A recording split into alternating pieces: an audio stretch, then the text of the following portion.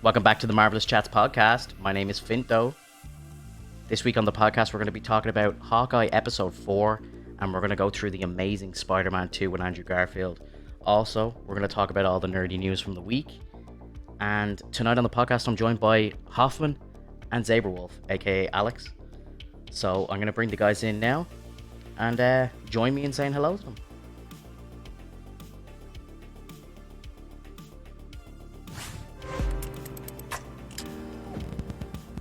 What's up, gentlemen? Hello, hello. Finto! Hey, Hi. how's it going, buddy? How are we? I'm doing just fine. How are you today? I'm good, bro. I'm good. What the hell is this? I seen that pop. I was just about to mention it to you. Maybe later. I don't know what it is. Is it like fake fireplaces? We do that already, bro. Yeah, we got this. Why do I need Discord to give me a fake fireplace for the festive mood? Okay, we're fine here.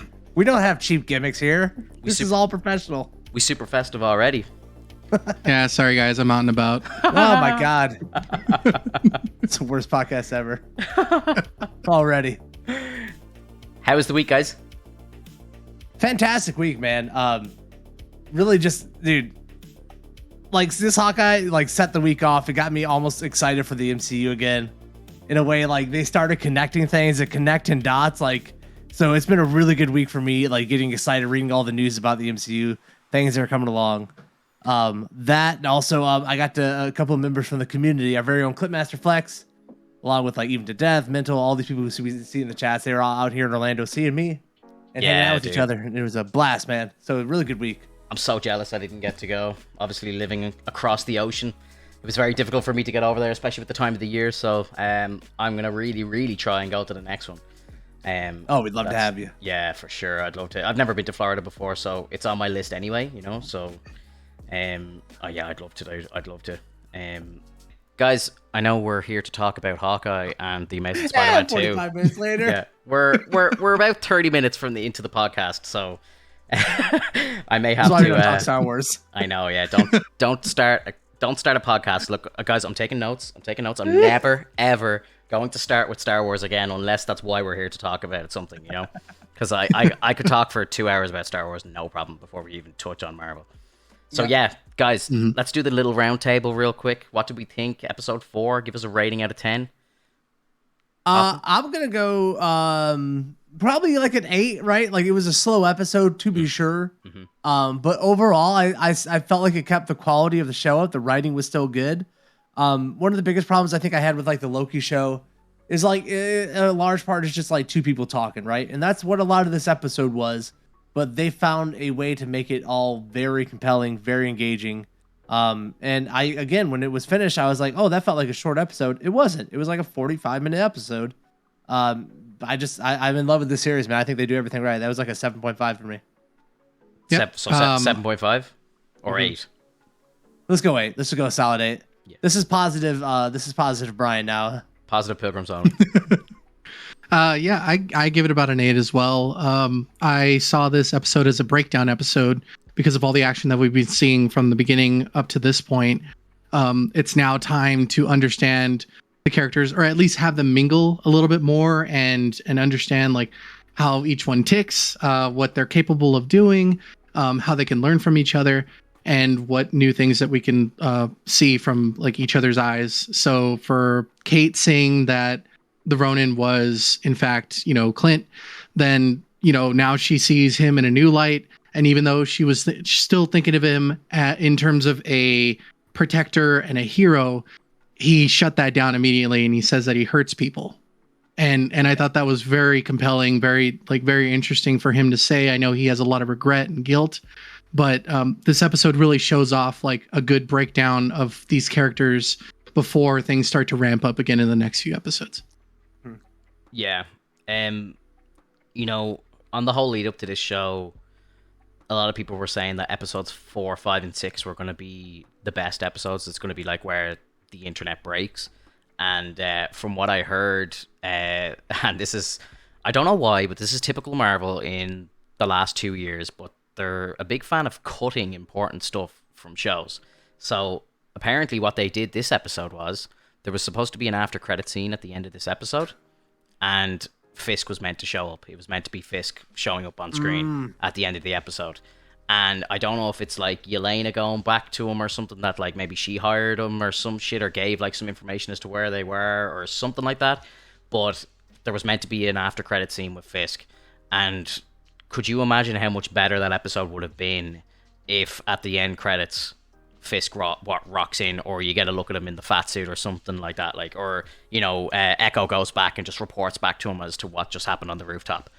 My God, like crazy. So that kind of like knocked it down a tiny bit for me.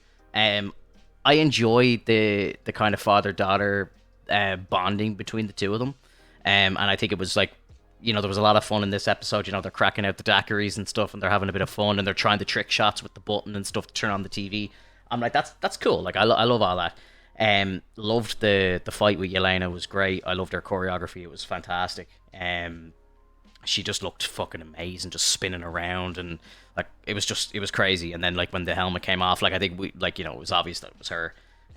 You know, the whole internet was talking about it like a week ago or 2 weeks ago when they put that promo out. Again, they like, I don't know why they do this shit. Like, why are they putting that image out? They just know. They just know everybody on the internet's gonna go, I've seen that before. That's her. That's what Yelena looks like in the comics, and they just ruin it for everybody. Like, I didn't know that that's what Yelena looked like in the comics. I see somebody talking about it online, like comicbook.com or one of these pages, Screen Rant, and then I know straight away. It's like this is Yelena. Like, so. It's like if they didn't release that like tiny little footage of her in that promo, that, imagine how much of a shock that would have. Like, again, we all kind of knew she was going to be in the show, you know, after the Black Widow post-credit scene. It would be weird if she wasn't in the show. But again, to have her show up like that on the rooftop, like the second Clint says, "Oh yeah, Echo's on the roof with me," and Kate's like, "No, she's standing in front of me. I'm fighting her in the apartment." And he's like, "Who am I fighting?" I was like, "It's Yelena, obviously. Like, who else could it be?" Right. You know? It's just, it's so annoying. It's so annoying. Yeah, I agree with you, man. And like, you can't even get away from it on Twitter because, you know, Yelena will be trending on Twitter, and like you see Yelena trending on Twitter, and it's like, oh, cool. Like, thanks, bud. Appreciate everyone in the community for knowing Yelena's coming up in the next episode. I will say I did love the way they introduced Yelena in this. I love the parallels between what they were setting up with Clint and Black Widow, and then Kate Bishop and Yelena. Where like right before that fight scene, when he's talking about, like, she asked him what's the best shot you ever took, and he's like, it's the one I didn't take, right? Yeah. And so then you got Yelena who draws her bow down on Black Widow or Yelena, and she doesn't shoot her. Exactly. Like, she 100%, and like that kind of like parallel between those storylines is like super cool to see. Really smart. Yeah, because she would have taken that. She would have taken that shot if they didn't have that conversation. You know. Yep. Yeah, 100%. Yeah, I think it just all fits so well. I like the way she kind of gives the little nod, as in like, I don't want to fight you. I'm not here for you. Like, this is, you know, stay out of it. They have that little kind of nod of mutual respect. Like, it's cool. It's cool. I'm really looking forward to it. I heard confirmed as well. Kate Bishop is going to be appearing in Ant-Man 3, so that's her next appearance after this. So that makes sense. Interesting to see. Yeah, interesting to see where she goes. I don't know if it's like the link with Pym or something, Pym Tech or something like that. Maybe she wants to go and get some trick arrows made or something like that. She shows up. She's just like, in the background, like, pillaging his workshop. She has the arrows. Like, can I get 50 of these, please? Just a credit scene. Yeah, that'd be so funny. Regarding Yelena too, is you know, one of the things that I remember we were talking about is the fact that, you know, for certain shows, you had to have watched previous movies to understand the relation or the reference. Clint literally says, a Black Widow assassin has been sent to kill me. Yeah. So like, it's not like, it's very convoluted. Like, it's not known who this person is. So for anybody that didn't watch Black Widow, they could just assume that it's a Black Widow. It's not Yelena at all. So like, this really sets its own like kind of situation to where it's like, wait, like, you know what I mean? Like, you know, they sent Yelena, that would have been kind of weird. Do you think do you think Clint doesn't know who Yelena is? No. At this point, I don't think so. Really? I don't think Black Widow would have mentioned her at all. She like really compartmentalized everything with everyone. So I don't think he knows her. I would, because he's seen her face, right? Mm. Yeah. Yeah, and I don't know. It's just the thing. Think about the timeline, right? So everything that like Black Widow went through after Civil War, do you think like she didn't have a conversation with Clint before Infinity War and after Civil War and stuff? Like, do you think it just fell out of touch for years? I don't know. Well, that's the one thing about Black Widows and their families is that they're not their real family. Yeah. So they're not related by blood. They're sisters by being associated in that, you know, group. So what reason would, you know, Natasha have to give Clint like information about her past in terms of like who she associated with? And then at what point would Yelena want to talk to Clint at any point? Like, it just doesn't add up. So I really think that this is very just him in the dark about who she is.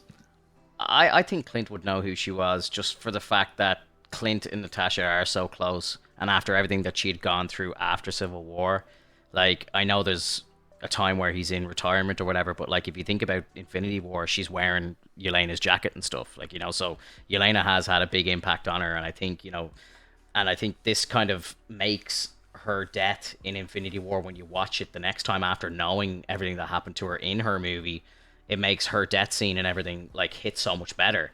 So it's like, you know, if that movie had come out after Civil War, I wonder would we have viewed her death a lot better, or like not better, but like, you know, more impactful, you know? Well, yeah, but I'll also say this: in Endgame, when they are grieving for Black Widow's death, you know, someone says, you know, does she have any family? They're like, we were her family, yeah. Yeah, so I think Clint, if Clint did know at that point that she had a sister, I think he would have tried to find her and reach out to her. Is that the way it's gonna be written? Like, maybe it still could be that when they start really like talking to each other, interacting, we could figure out what really happened. But part of me just thinks that they're gonna write it where it's she didn't tell anyone she had a sister in a way to like protect her. You know, she wanted to protect her sister and not tell anybody that she had her, because we see what happens when anyone finds out. They're trying to manipulate her to come like kill Hawkeye. So like, you know, Black Widow kind of had it right there. Like, let's not tell anybody. Yeah. I'll say this though. What I love about this show right now, and what's really got me excited about, like what I was talking about at the very top of the cast, is this the first bit of Phase 4 content that feels like it's talking to other Phase 4 content. Yeah. And shows and TVs. Where like we've had new people introduced in these shows. Like, new people were introduced in WandaVision. Falcon really didn't have anyone new introduced, but we got to talk to like people who were in the older phases. This is the first one where it's like Black Widow was a Phase 4 movie. And Yelena was introduced as a brand new character. And Hawkeye is the first show to have someone like cross over and talk to like the future of the MCU and where things are going between the shows and between the movies. And we haven't gotten that yet in this phase. And it felt really good, man. That's like, oh, that's Yelena. Like, we don't know what's going to happen in the future with Yelena, but she's here right now. Like, it's very exciting versus, you know, we're in WandaVision. It's like, we got Monica Rambeau, who's going to be a new character, but that was contained in the show, right? Yeah. Like, this is the first bit that's talking between the shows. I loved it. Yeah. Did you see they released a clip from Spider-Man yesterday, I think, or today? And you see Spider-Man web shooting through New York, and the Rogers musical board like billboards are everywhere.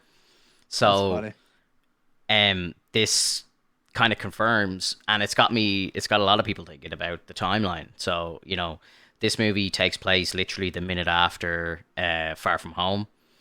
So then it's to be presumed that Far From Home took place after Hawkeye. So it's like Hawkeye's around Christmas time. So I'm like, it's maybe to be presumed that this movie takes place the summer after, because it's based, it's in summertime, right? So people are trying to lock down the kind of time frame and stuff. But the fact that they're seeing like Rogers musical posters all over the place, it's to be presumed because, again, Clint was at the premiere of it. That's the understanding, right? He would have. Was that the premiere? I think he was invited to the show, like as in it had just opened, like, you know. So I think that's the presumption. So, you know, this is kind of 6 months after that. So it's interesting to see.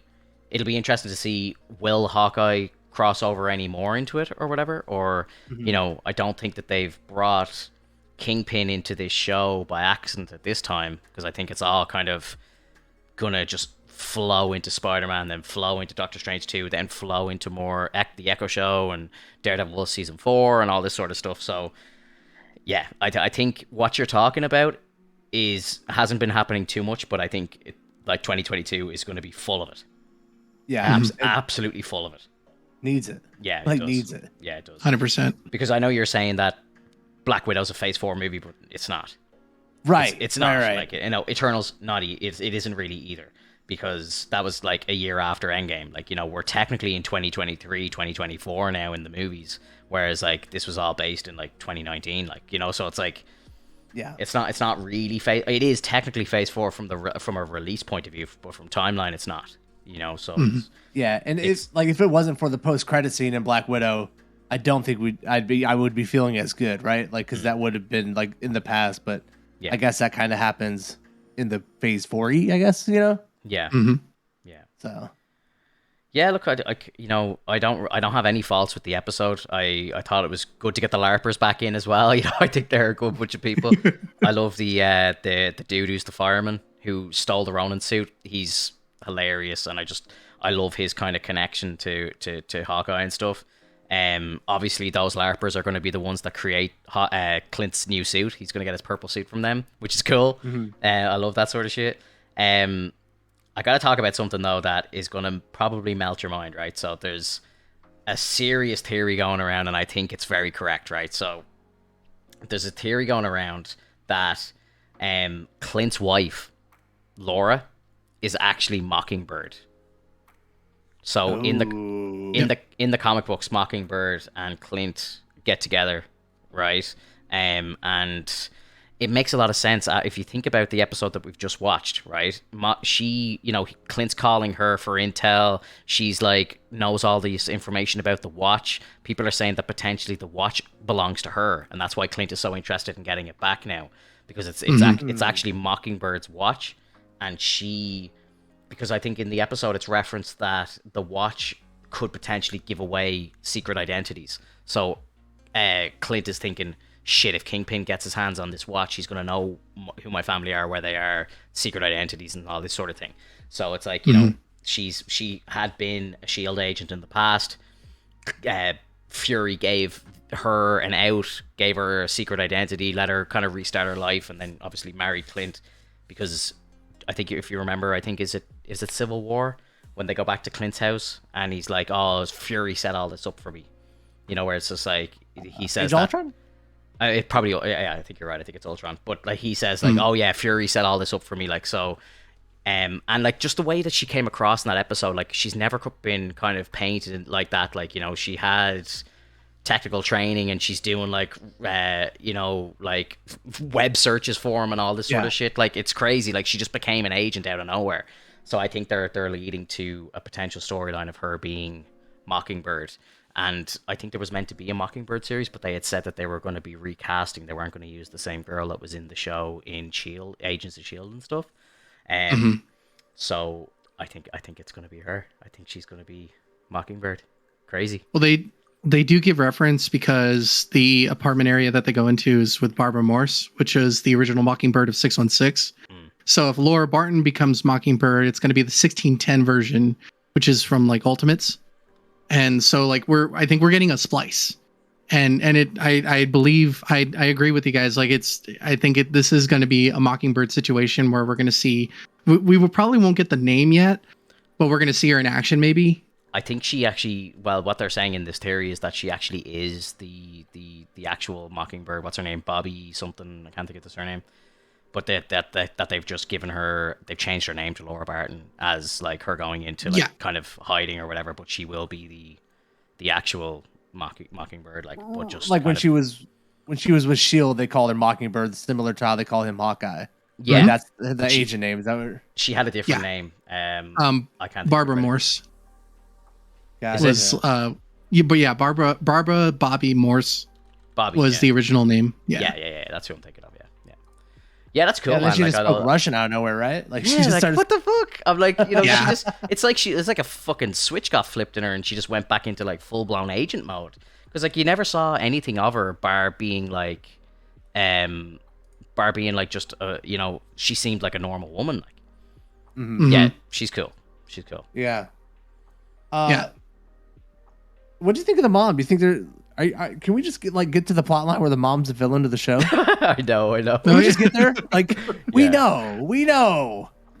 Conjuring woman. This has been a problem, I think, with most of the Disney Plus show, is they're always trying to tease the reveal of like who the villain is. They're trying to hold it back and just tell us who it is at the very beginning and make a good story based off that. Like, I'm sick of the formula, like the first 2 episodes should have been dealing with Echo. She should have been the bad guy. Then let's move on like to the mom for the next 2 episodes, or 3 and 3, like whatever it is. Yeah. Just like show us who the bad guy is and let's get some good story going on with that. Like I'm just, come on, we know the mom's bad.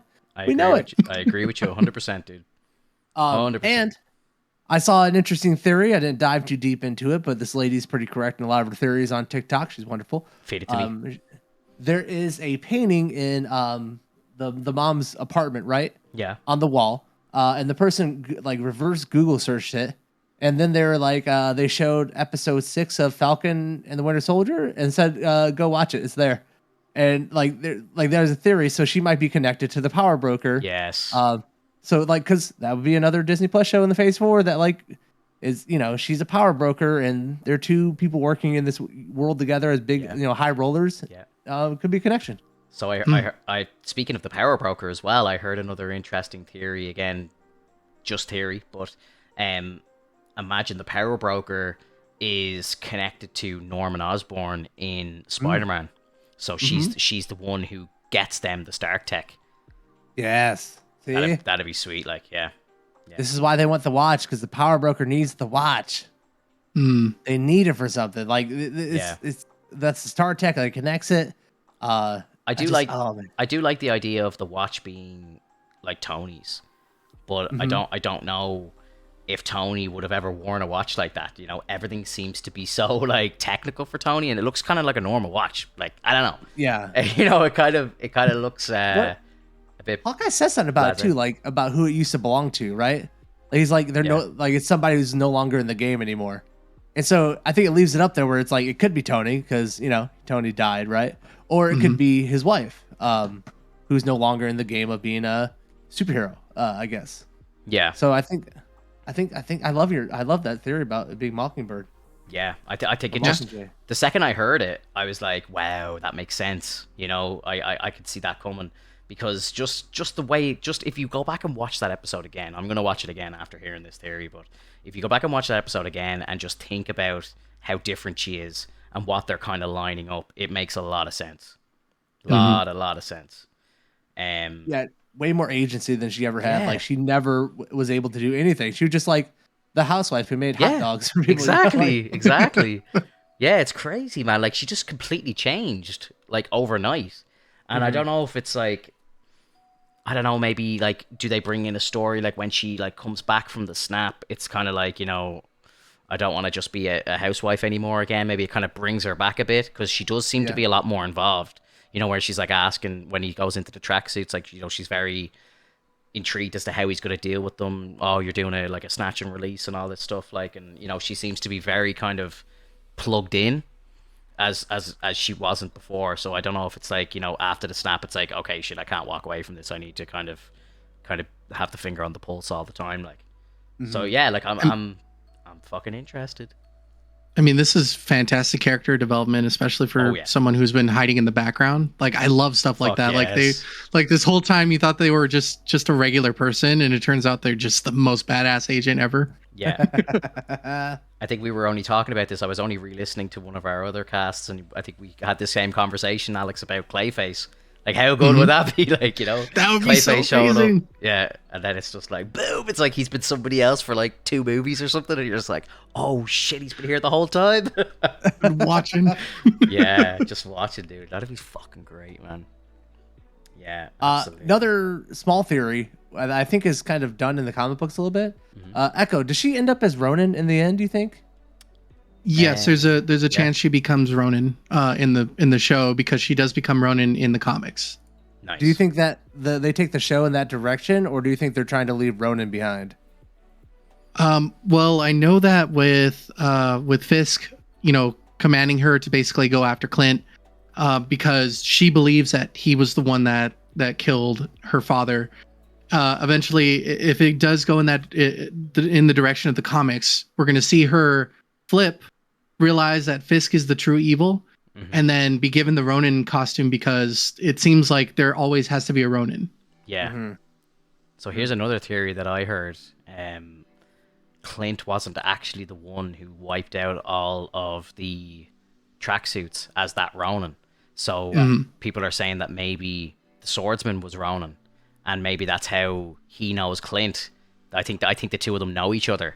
I think that they've like met before, and potentially Clint took out like Jack maybe, but then took over the mantle of Ronin himself. So I think maybe Jack was Ronin first, and it's why he's so obsessed with the sword, because it was his sword first. So he's reclaiming his property. But then, Clint obviously took it and then went on his killing spree as Ronin. I love that. Yeah, I think that's a really cool theory, man. I love how some of these people, and again, I don't know if this is like people just pulling on comic book stories and stuff. I don't know how some people pick this stuff up like it's crazy. Like, I think we're nerds, man, but some of these people are nuts. Like, how they put stuff together, I will never understand. Like, it's just insane. Absolutely insane. I remember seeing a theory about that as well, and another theory that it was Laura that actually put on the Ronin outfit. Oh shit! Yeah, cool. And that's why she knows about the suit and the sword. Yeah. So there could be that possibility. My silly theory is that he just really loves swords because he's a swordsman, so he just really wanted that item. Yeah. That would be the logical thing, but I think there's got to be a bunch of shit going on. Like, doesn't it? At the end of episode 3 when he like puts the sword out to Hawkeye's face, and Clint kind of looks at him, and you kind of get the feeling that they know each other. They have a bit of a history. It's not kind of like, who the fuck is this guy? What's going on here? I think they look at each other and it's kind of like, oh, you motherfucker, it's you, like, sort of thing. Like, he knows who he is. Because like when he's walking into, because I only rewatched episode 3 during the week, and it's like when he walks in, it's like, oh, so your stepdad like is crazy about swords, It's like he doesn't know who he is, but then I think when he kind of turns that corner and sees him, I think Clint's putting something together in his head.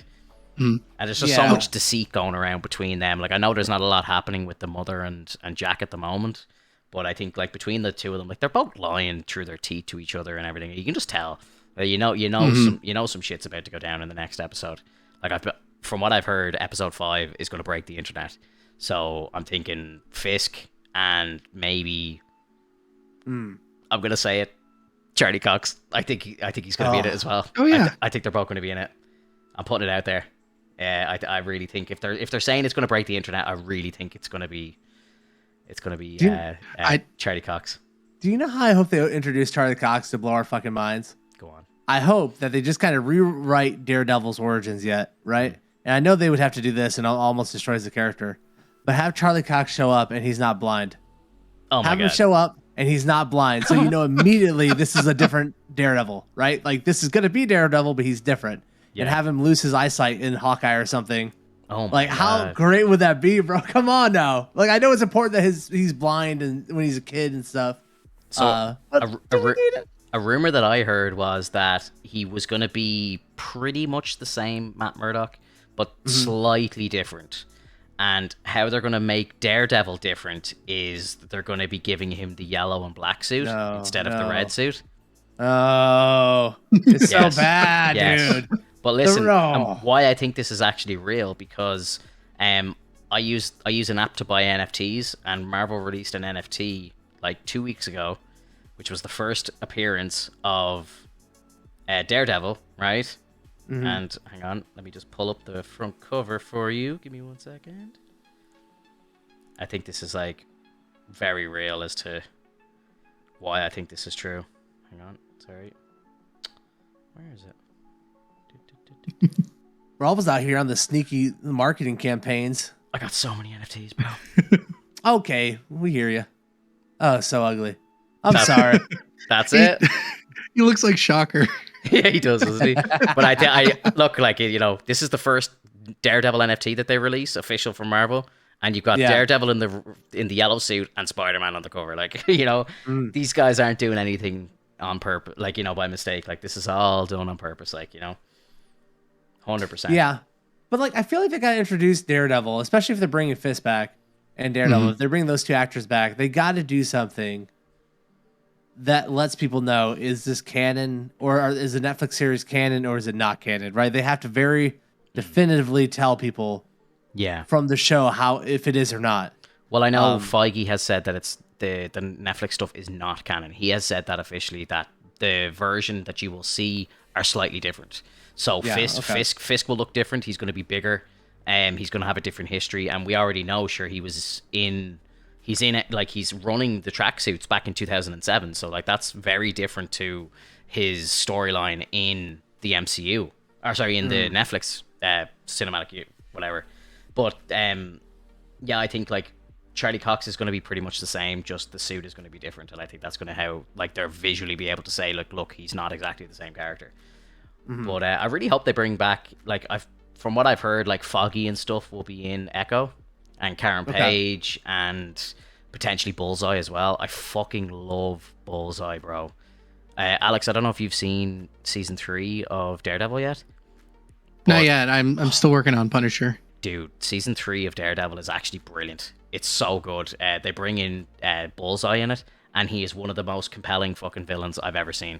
He's just so good. It's just on a mental level, like you just like you see it goes dark with his character. Like he's going through some like traumatic shit in his life, and just how they bring him in. Like he was one of the best intros in the Netflix series, definitely, of a character. I think he was fantastic, and the actor who played him did it perfectly as well.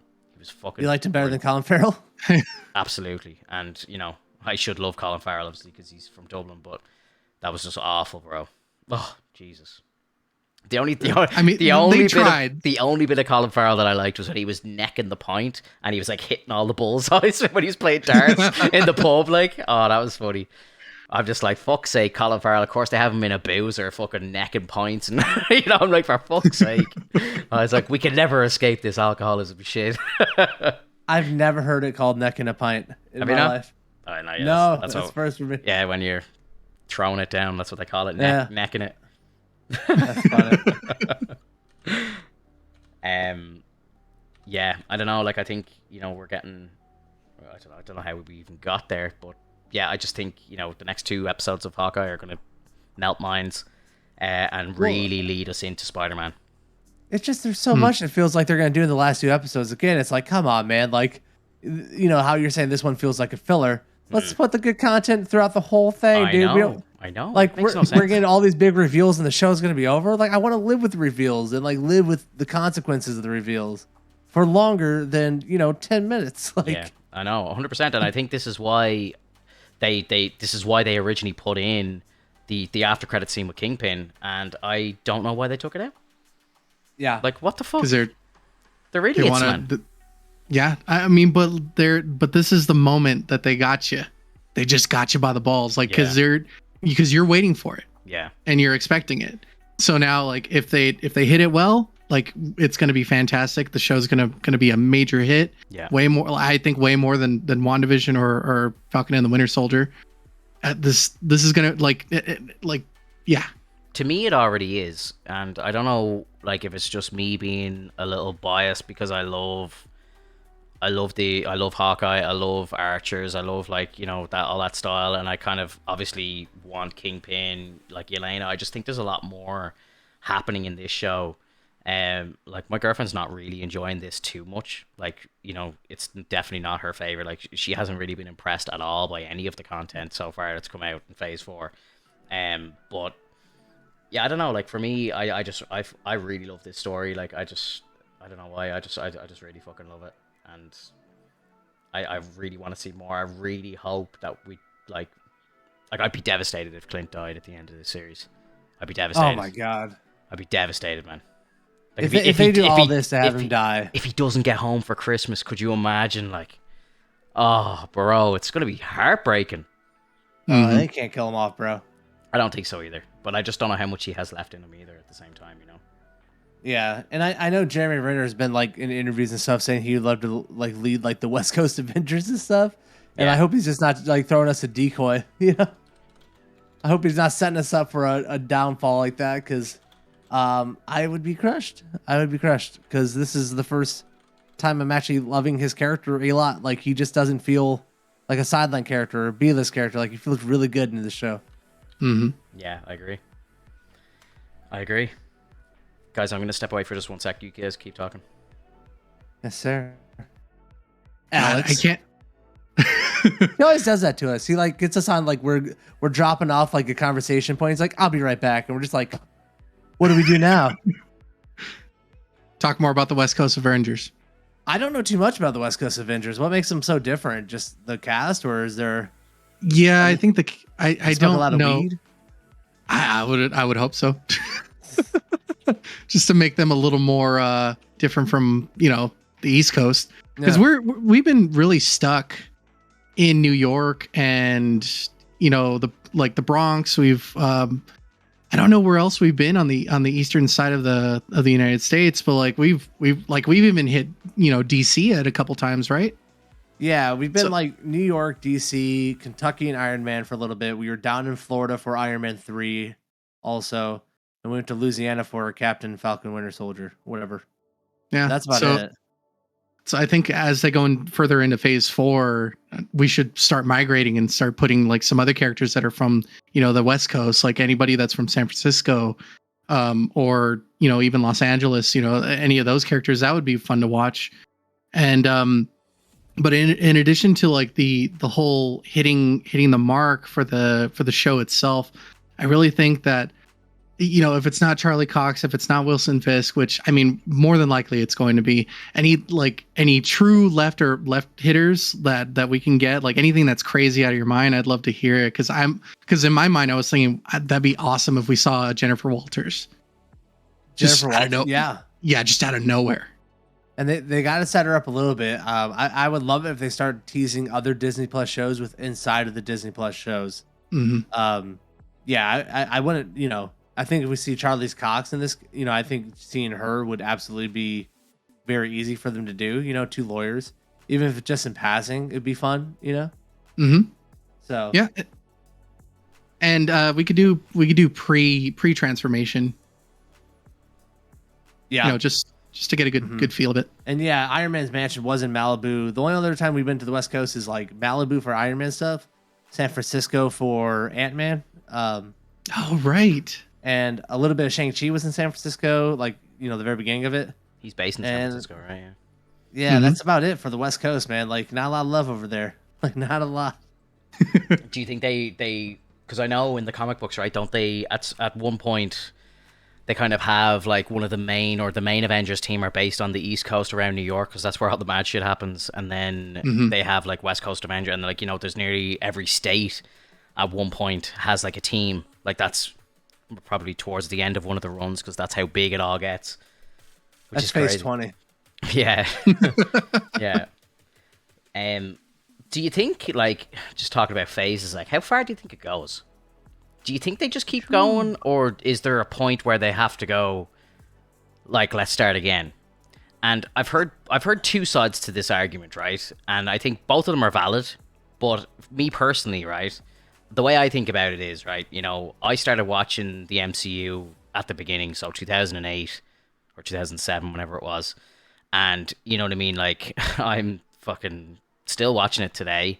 But, like, 12-year-olds that come into it, or 10-year-olds that come into it now, are they just going to be deprived Captain America stories and Steve Rogers stories and Iron Man and all this stuff just because they relate to the party? Like, at what point do you turn around and say, okay, it's the next generation's turn to just enjoy the content, Like, they reboot Spider-Man all the time, like, like, when are they going to reboot, like, Iron Man? And, right. Some people are like, oh, they have to continue the content because what was the point of watching the first 4 phases if they just reboot? And that makes sense as well. I do understand that. But, like, do they go into the multiverse and then bring in different Tony Starks and that's how they recast? But I think they have to recast at some point. Because you have to get to, like, you have to get to know the main characters. But at the same time, you don't want to see every Avengers movie just being about the first 6 as well. Like, so I understand what there needs to be variety. But I think at a certain point, I think you need to, like, kind of flip the switch and, do a reboot. Should they do the comic books all the time? Like, DC reboot all the time, like, New 52, Rebirth, like, every 5-6 years they, like, reboot the comic books, like, so. Yeah, I mean, 5-6 years sounds about right. Like, if they decide to do any sort of reboot, Now that they have the multiverse going on, I think they got something here. They could just pull characters, like we've talked about before, which, I mean, it would make things a little messy, but it might just perpetuate things rather than reboot it.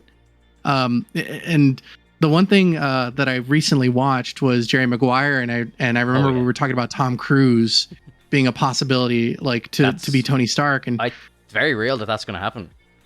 Yeah. And now after watching, Jerry Maguire and A Few Good Men, I can see it. I can see that he has the range to just pull it off. Yeah. Yeah.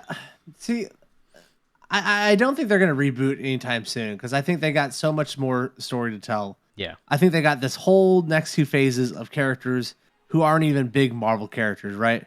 You got like the Eternals are going to bring back for another movie. Captain Marvel, they got more story to tell there. They got more story to tell in Wakanda. Like they got another 2 phases easily without introducing anything new. And then we get into like the Fantastic Four, and they bring in a whole new dynamic of this thing. That takes us probably into the next 2 phases, and then you got the X-Men. Like they just can go on and on in this phase, and I don't know when they reboot it ever. And if they do reboot it, I don't think they reboot it and tell the same stories. I think they kind of do like in how the Ultimate Marvels were. Well, they'll bring in the same characters, but they'll tell completely different stories, completely different origin stories for these characters, and have them different. And I don't think they're going to do that for another 15 years. I think they can go on because the Infinity Saga was 10 years, Yeah. Mm-hmm. I presume they're leading to another saga now, so they probably have another 10 years planned. Like that's realistic. Like we're gonna, if you think about it as part of like phase 1 and stuff, we're back to phase 1 now, so we're introducing new characters, we're kind of starting new story arcs. We know there's another Spider-Man trilogy coming. That's like another 5 years, 6 years probably realistically. And then you've got X-Men, Fantastic Four, mutants, fucking Venom, everybody else. Like it's crazy. Blade, like there's so much coming. But I think there is a point, and I don't know if is it 30 years, is it 20 like 25, 30 years, but I think there does come a point where you kind of need to. Now, I don't know if they just go into the multiverse or they make a kind of story where the timeline resets to like a Prime Earth or something like that, and then they can just reboot everything. But I think it needs... I can understand why people would be frustrated if it just broke away from the MCU and they just started again. I can understand that. I would be pissed off a bit myself, but at the same time, I think about the kids. Think about all the new people that are coming up. Like, there's always new fans. Every year, there's new fans. Fuck these kids. every I grew year. up without a Captain America. They can too, bro. Like, they'll be fine. The kids will be all right.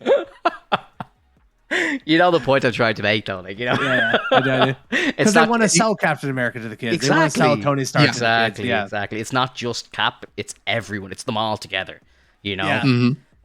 Because we're never gonna get Reed Richards and Tony Stark on screen together, who are huge together in the comic books, right? Like, exactly. Like we are missing those stories. That was my next point. Exactly. You're not getting the smartest men on earth together on screen, and it's because of real world circumstances that are that are stopping people from seeing that. And it's like, do you bring in Tom Cruise as Iron Man and he comes from Earth 314 or whatever the fuck, and then he comes in and he's reacting to Reed Richards, I heard a fucking fantastic idea how they should introduce Reed Richards. Oh my god. How's that? So I think they kind of they were pitching it for like the after credit scene of like say Ant-Man or something, right? So after credit scene starts and you pan to like an office in New York and you see the back of some dude's head and he's typing on a typewriter or like on a laptop or some shit, like, and he's like typing away at his desk, and then the arm stretches across the room to grab something and he brings it back, and then it's like fuck Reed Richards, like, Oh man. And it's like he's been there but he's kind of hidden, like, because like that's gotta be like, and someone made this point in a podcast I was listening to. They said, like, whatever you think about the Eternals doing nothing about Thanos and stuff, like, where the fuck was Reed Richards? you know, what was he doing? He's the smartest man on earth. Like, where was he? Like, what was he doing? And the only thing that I could think that is like they're like, I think Alex, I think you mentioned this, like, is potentially they were just lost in the quantum realm or something like that. Yeah. And that's possible. Yeah. Or even lost in space. Yes. Yeah. That's what I want. I mean, I've brought this up. This is old hat for me, where it's like, I want the Fantastic Four movie to be a period piece the same way Captain America was. I want a Fantastic Four set up in the 1960s. I want them to blast off as like part of JFK's first mission to like the deep space realms or something, and they're lost and they come back eventually, and they're like, "What the hell's going on Earth? You know, what's an NFT? You know, like that's what I want." Oh, we're definitely getting those in the future. We're gonna get those kind of references. Mm-hmm. So I would love a period piece with them where it's either it's like deep space or it's a quantum realm, but they do the whole thing like set in the 60s, where it's like this old school, you know, Americana nuclear family with all these traditional values, whatever, and then Ben Grimm's looking like a fierce monster and all that nonsense that they do with those two. Yeah. And like just shoved into the modern day, and they're a fish out of water because that's what like the MCU is missing a fish out of water, right? It's always been good when Captain America's like, what is going on here? Like he's the old school traditional way who fights against the way people want to do it now and the new ways and stuff. So I think you're missing that, especially if they want to do like Civil War 2, especially if they want to do, you know, Avengers versus the X-Men, stuff like that. Yeah, and like do a proper House of M story, because it seems like they're building to House of M, like, you know, the Wanda story and like where she's going to be going in like Doctor Strange 2 and how it's going to lead into, you know, House of M potentially, like, you know, like where she'll be a big bad for a couple of years, which makes a lot of sense, you know. So yeah, like she's in the X-Men. Sorry, you think like they do a House of M storyline and she's like creates mutants? I think they kind of flip it a tiny bit. So like, you know, in the comic she kind of kills most of their powers, so she says no more mutants, but maybe this time she says bring on the mutants or something like that, or whatever. Yeah, bring them on. Bring them on. Get them in here. It's time. Just in that voice too. Yeah. Like I don't know. Go ahead. I think what's going on, and you know, Hoffman and I were just talking about this right before you came back. You know, when we were talking about the West Coast Avengers, I decided to look it up. And it turns out that the founders are Hawkeye, Mockingbird, and War Machine, among the few who've named. And then the recruits are Iron Man, The Thing, Hank Pym, Moon Knight, The Wasp, Scarlet Witch, Vision. So like, so many of these are in play right now in the MCU. Yeah, so many. And then other recruits are U.S. Agent, Human Torch, Quicksilver, even the Spider-Woman, if we wanted to. Like, so this could be that, like, you know, right now we're doing phase 4, you know, imagine phase 5, we get the West Coast Avengers. And also, I think we also were talking about Secret Avengers, and Hawkeye and Mockingbird were, you know, former members of the Secret Avengers. Yeah. And War Machine. So like we could see that coming around. Like, I think phase 5 is gonna push for West Coast or Secret Avengers. Yeah. Down. So do you think, like, the way that they're kind of, you know, with like Shang-Chi as well, how they kind of like were trying to hint at, like, you know, something like Galactus potentially like pinging out for the 10 rings. I saw something about that as well, that potentially the Eternals created the 10 rings. Did you hear this theory? That was my thought. Yeah. So Fastos, or am I saying his name right? Fastos? Yeah. Yeah. So he at the end of Eternals, he creates like rings that they all wear together. So people are saying that potentially they created the 10 rings. Either that or Galactus.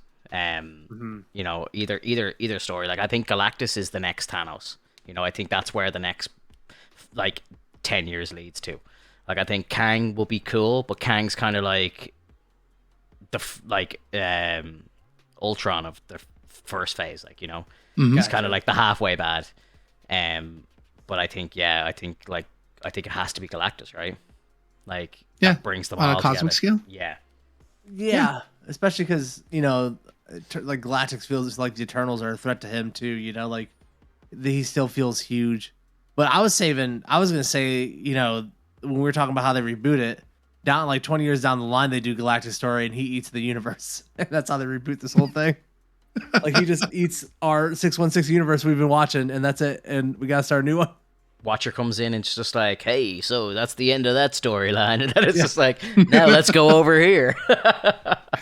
Welcome to the beginning. And it's like, yeah, and then you just see Tony Stark again, like just watching Galactus eat, and he's just closing his eyes like, I love this story. Yeah. But that works. and like it works. One thing Kevin Feige said that I think we got to really keep in mind is he said he doesn't even need comic book characters anymore.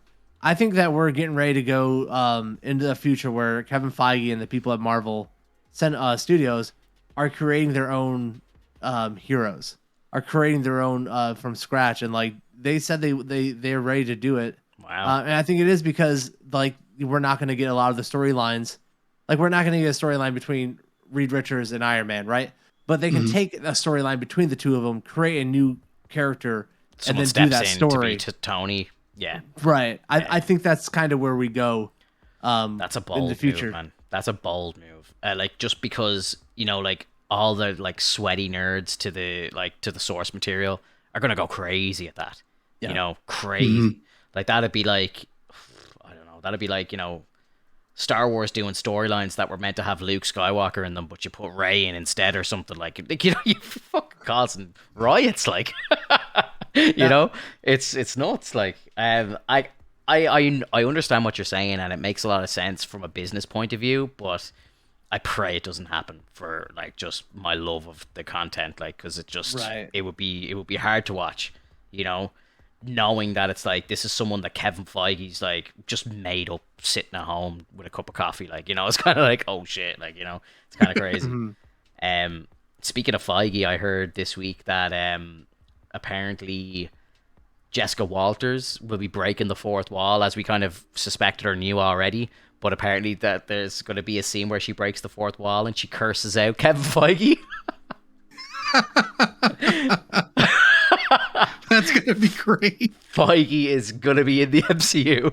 Feige's off the deep end, bro. He's writing himself in. Yeah. He's writing himself in. He's fully, oh man, Yeah. we're losing He's him. cementing himself. How dare he try to do a Stan Lee? How dare he?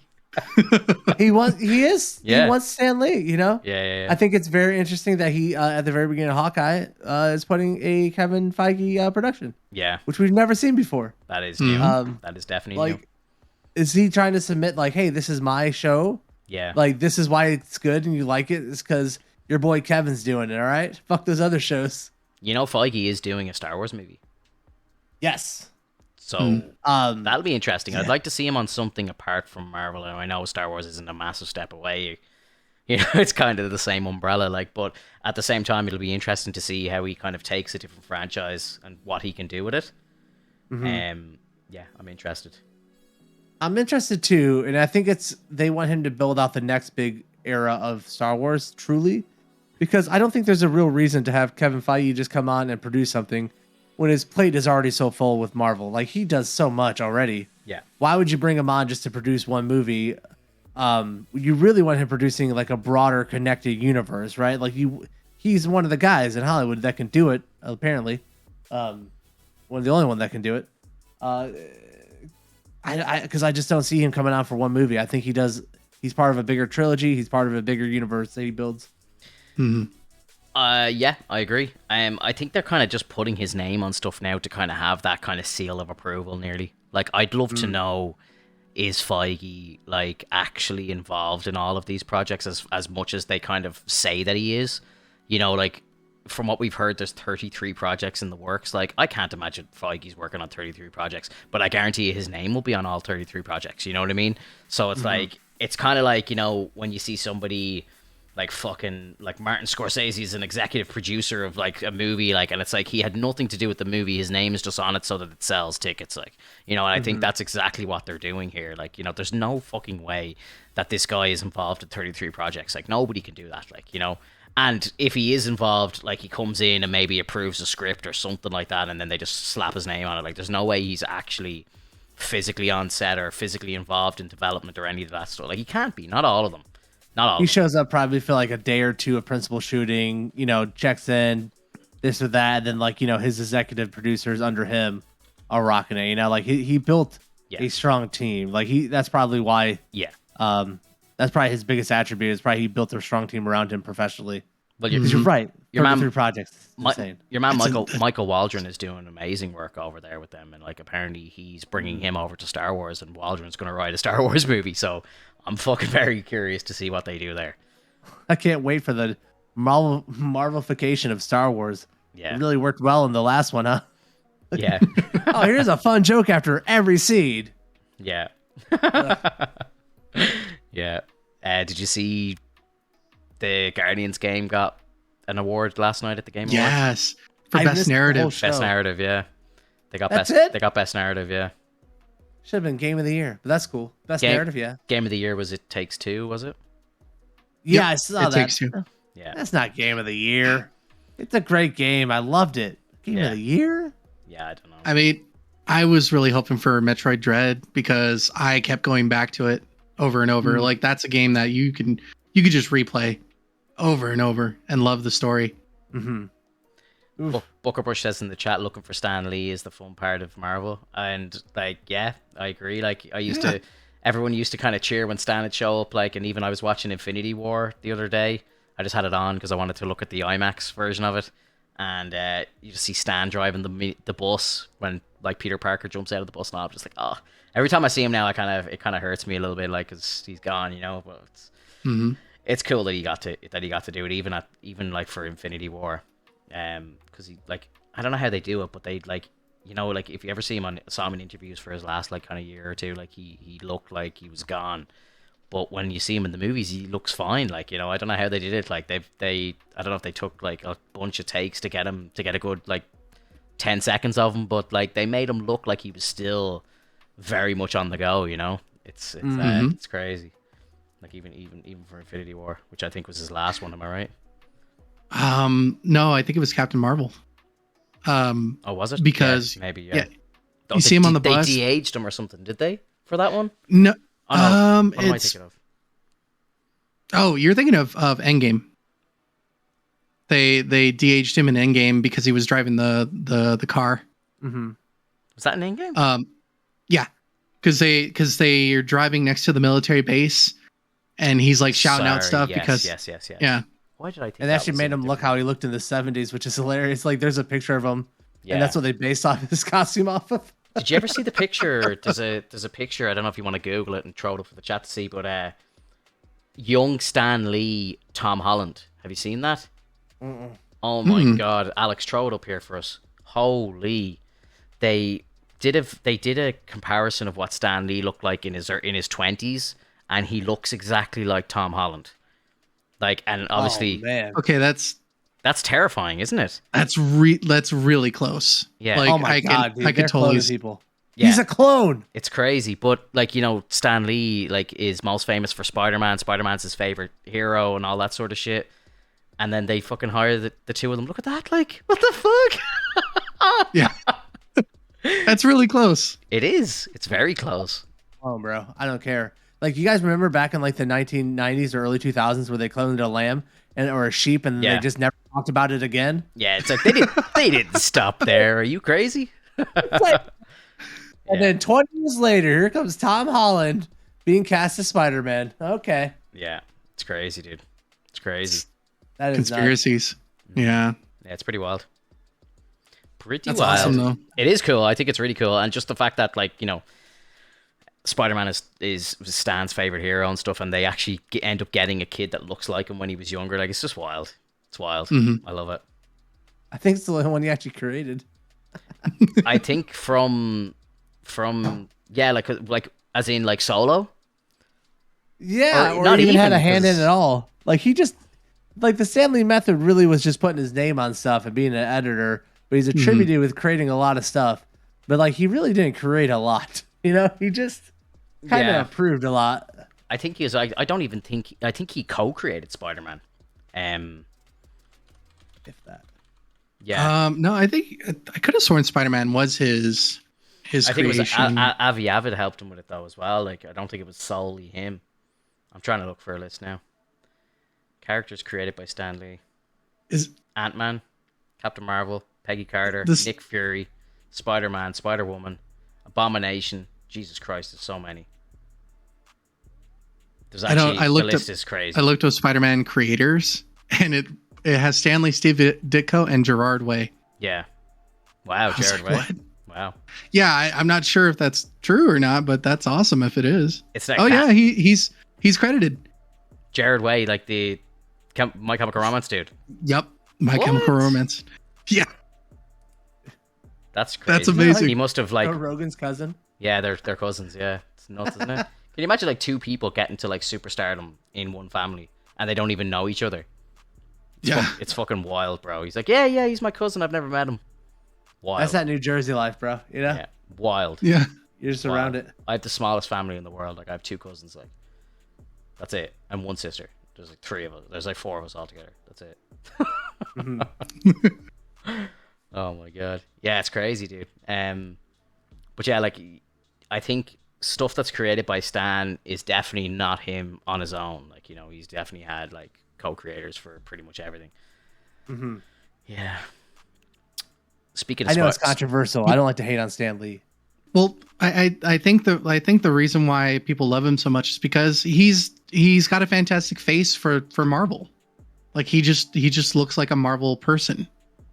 You know, that's the face you see when you think of Marvel. You know, you don't think of Steve Ditko, but he was a creator. He was a person that was involved. But Stanley's face, just like giving that smile. You know, Excelsior. It's the same with fucking Apple. Like, you know, like Steve Jobs like didn't like create the hardware or anything like that. Like, you know, he was just the face of Apple. Like, you know, I know he did a lot of the software stuff, but you know, the first computer was made by Wozniak. Like, you know, it wasn't Jobs. Like, so, and the same thing. Like, not a lot of people know who Wozniak is. Like, you wouldn't probably be able to point at him if there was a lineup. Like, you know, but everyone knows who Steve Jobs is.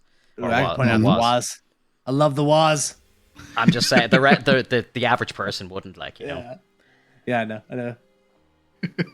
Yeah. Did you guys watch Spider-Man 2? Because I know. I actually watched it last week when I was watching the first one. Yeah. The Amazing Spider-Man. I did it back to back with the lady. Nice. Do you want to do a quick half hour on it, or Let's do it. Yeah. Yeah. Because we're live an hour and a half already. Like, I think we kind of we went a bit off the rails at the start, and I apologize for that, but it's my own fault. So I shouldn't have brought up Star Wars. So we know better. We don't. I know. We learned this lesson in episode like 15 of the podcast. I know. I actually might cut that part out at the start when I'm putting it up on YouTube. Maybe I might cut it out at the start, and then I'll put it I might put it in the back or something, or like just drop it in the middle randomly somewhere. I mean, we haven't even covered Across the Spider-Verse yet. Oh, bro. Can you throw up that trailer right now? Can we watch that right now? Yeah. I think so, yeah. I think we should watch that together. I've only seen it the once, but yeah, it's a very fucking cool trailer. And have you noticed as well, like Hailey Steinfeld is just like popping up everywhere now? Like she's Kate Bishop, she's Gwen Stacy, she's in Arcane, she plays V in Arcane. Like it's crazy. Like I'm like she's everywhere now. It's nuts. She's having a moment. Yeah, fair play to her. Let's go. Are you ready? I am ready. All right. 3, 2, 1, go. I just love all the flickering and everything. It's just beautiful art. Oh, yeah. Miles! You got a minute? Oh! What? Whoa, Gwen? How did you get... How have you been? It's a long story. Is this the room you grew up in? It is. But, my dorm room is very adult. Right. No, of course. Her costume is so good. It's so good. I love the way she just puts the hood up and all. It's amazing. Do you see the watch she's wearing? Or like whatever she's like, looks like a Missed you too. time hopper or whatever. Like, so she's not just jumping around; she's jumping through time I mean, as well. never see you again. Want to get out of here? How grown up he is. Yeah, it's crazy. It's like how long it's been between the two. I love this. Is Spider-Man? It's amazing. Her shoes are amazing. Oh, they're so good. Go back and watch that flip out again. I love it. Oh, the flip? Yeah, watch the flip again. I could watch that 20 times. I don't know why. It's so cool. Wow. And she's just chilling. She's just chilling. But did you see as well in Hawkeye episode 4, they had her hanging off the edge of the building as well? It's like same week she did the move twice.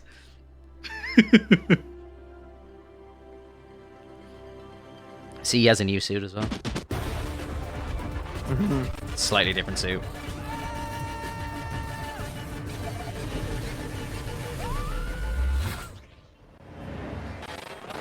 $20.99. So Jet Set Radio. Yeah. Oh, there's Miguel. Yeah.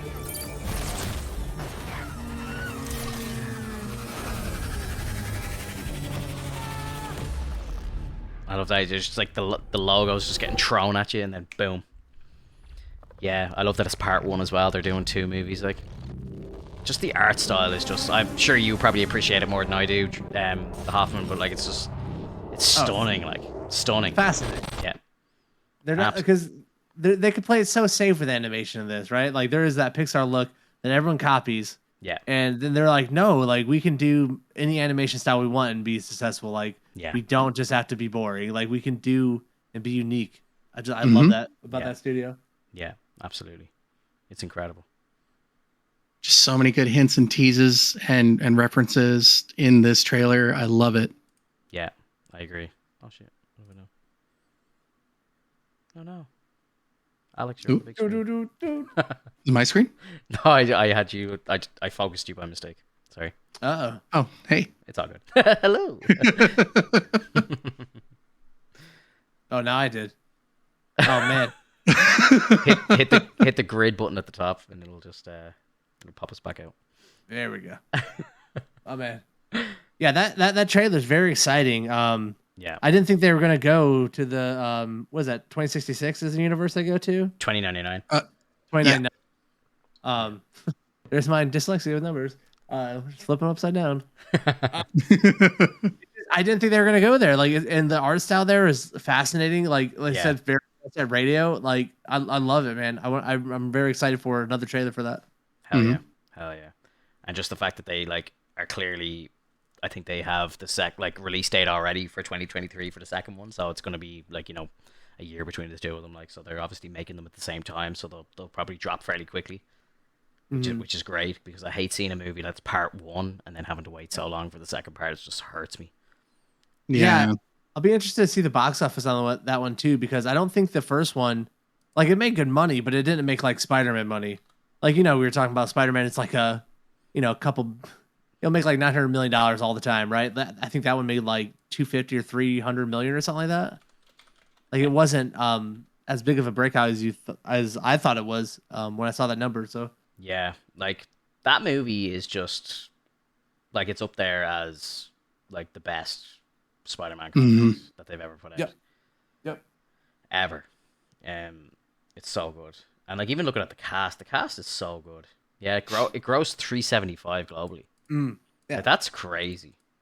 Yeah, you would think it would be more, like, especially if you like I don't know, like, how much did Frozen make, right? Like, the second one will double that easily, I think. I agree. Like, Frozen 2 made $1.5 billion. So it's not like people don't show up for animated movies. They just didn't show up for this one because I think Miles was such an untested character on the big screen. Yeah. Like, all these factors, like a Spider-Man animated movie, like, that's new. Yeah. So hopefully this one does bangers. Yeah. Bangers. It's crazy. Can I the fucking cast in this movie. Mahershala Ali was Prowler. I didn't even realize that.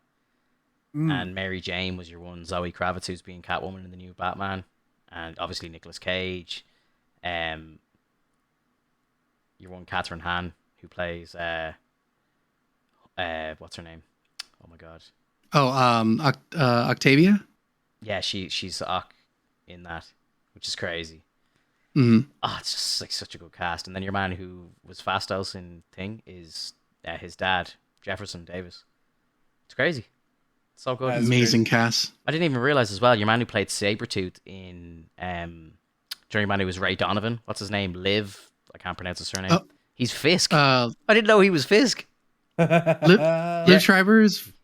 Yeah. And that's awesome. Oscar Isaac is in it and everything. Like, I'm like, what the fuck? How did I not know this? Chris Pine is one of the Peter Parkers too.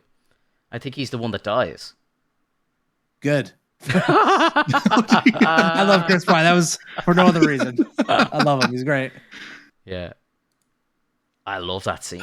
That scene where he dies in that movie is just like, I was like kind of saying like, whoa, this isn't a kid's movie, like, you know. It's kinda, it's good. Like he just like flattens him like crazy. So yeah, Spider-Man 2, Andrew Garfield. What a fantastic step backwards for Andrew Garfield. Yeah, the Amazing Spider-Man. Yeah, because like, am I right in thinking this is your first time watching it, Hoffman? Like ever? Yep. Yeah. Yep. So, I've never seen it before. Yeah, I'm very curious. So go on, tell us all. I really appreciated the way they updated the suit. I feel like they made Andrew Garfield's suit, which is already good. I feel like they made it a lot better. The eyes. I love that the eyes were better. I felt like it wasn't as dirty looking, like it's kind of cleaned up. Like he looked like a clean looking Spider-Man. I like that there was more set in the daytime. Like it wasn't just like a nighttime romp. I appreciated that. Yeah. But shit, like what happened with like the way the bad guys they made and like why they thought these would be good villains, or not why they would be good villains, but the way they had the actors play them. Like why did they think that would be good? I know. It's Jamie Foxx is like not. Like everyone puts his his blue character being ridiculous, but like his when he was a normal person before he got powers, that was weird and didn't feel like it was part of the same universe, right? Like yeah, I was not a fan of this at all. Outside of seeing the cool Spider-Man stuff, and Sally Fields and was great again. Yeah, she's fantastic. I love like a 6.5, 7. The CGI in these movies is really good. Like it's something that I always find impressive. Yeah. I love the scene in Times Square when Electro goes to electrocute the staircase, and Peter does like the backwards jump, and he like splits the webs and stuff to catch people and all. Like I'm like, this is stunning. Like it's amazing. And then like the fight where they're in like the electrical field or whatever, and he's like bouncing around, like avoiding all the lightning bolts and everything. I was like, this is fucking incredible to watch. And the Gwen Stacy scene, like oh my god, I get shivers thinking about it. Like when she just cracks her head off the pavement, my heart breaks for Andrew every time. Like it's such a gripping scene. Like, the rest of the movie is just terrible. Like it's so bad. There's way too much of the parents. I don't care. Don't need to see it. And I don't know if you've ever seen it. There was like a deleted scene that surfaced only recently, of Andrew going to visit his dad in the graveyard. He's gone to his grave, and he fucking shows up. He's still alive. And he faked his death. I swear to God, this is a deleted scene that they didn't put in the movie, but they had him still alive. And Peter, I don't know if you want to bring it up, Alex, we can watch it, but it's crazy. And like he's screaming at him, going like, "You're not my dad. My dad's dead. Who are you?" And all this stuff. It's fucking terrible. Like, but this is blown up the internet now only recently. Like, I don't know. It obviously wasn't involved. Like, it wasn't part of the original bonus material. I remember this. Yeah, I totally remember this. Thank God they cut it. Yeah, it just like didn't make any sense. They had there was an actress, I can't remember her name. She was actually cast as Mary Jane Watson, and she shot like 4 or 5 scenes for the movie, and they completely like cut her out. And as well, they introduced your one Felicity Hardy, Felicity Jones, or Jones, sorry. Or no, Felicia Hardy. Felicia Hardy. Sorry, Felicity Jones is her real name. She was cast, and they were going to be like obviously going down the Black Cat route then for a third movie or whatever, or like a spin-off. Which again, like there was some good ideas there, but the movie is just a flop, like realistically. Yeah, it takes such a hard hit, and I really think it had to do with the fact that they had a large budget. Yeah. As opposed to the first movie, and I can agree that the updated suit looks better. That was mainly due to the fans complaining about the previous suit, saying that they didn't like the eyes, and so.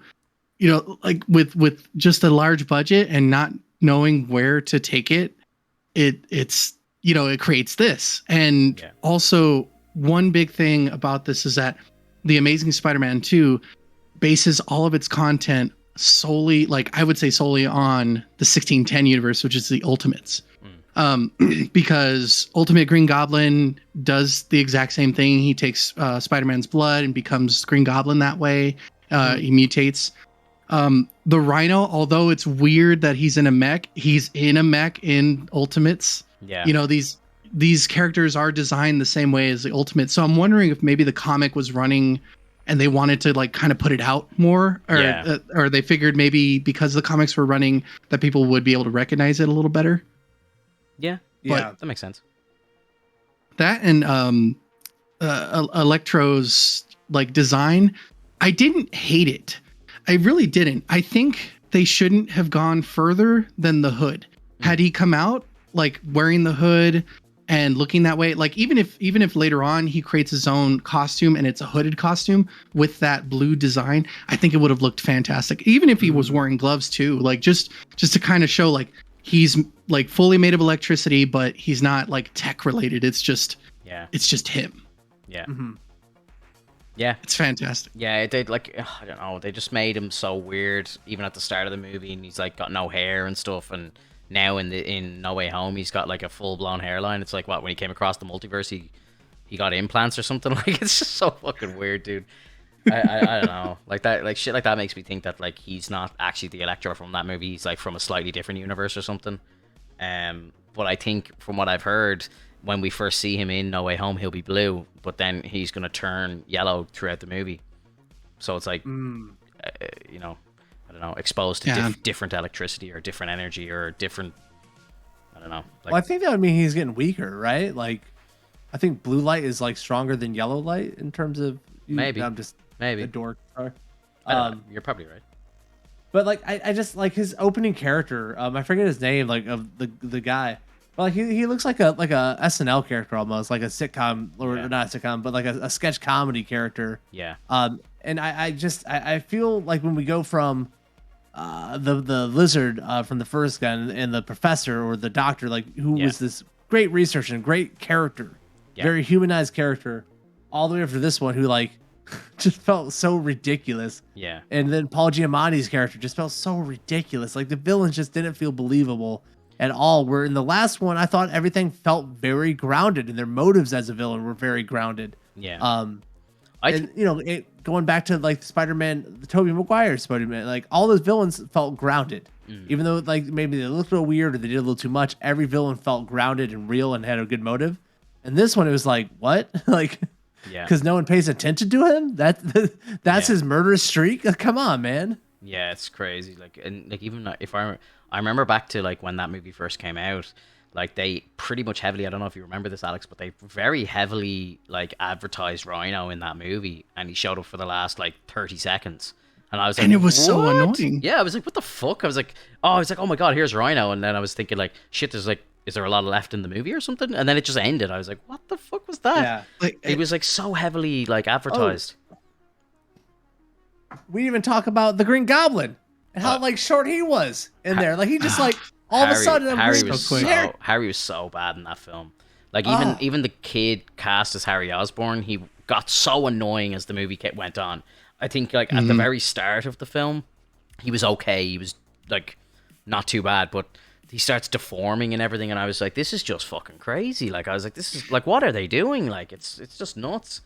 It's just all pulling from the Ultimates comic, because that's literally what happens. Is he turns into the Green Goblin like a monster. Yeah. So like it's just like I said, they pulled too much from the Ultimate source and just decided to splice it all together into Spider-Man the movie, and it just didn't work.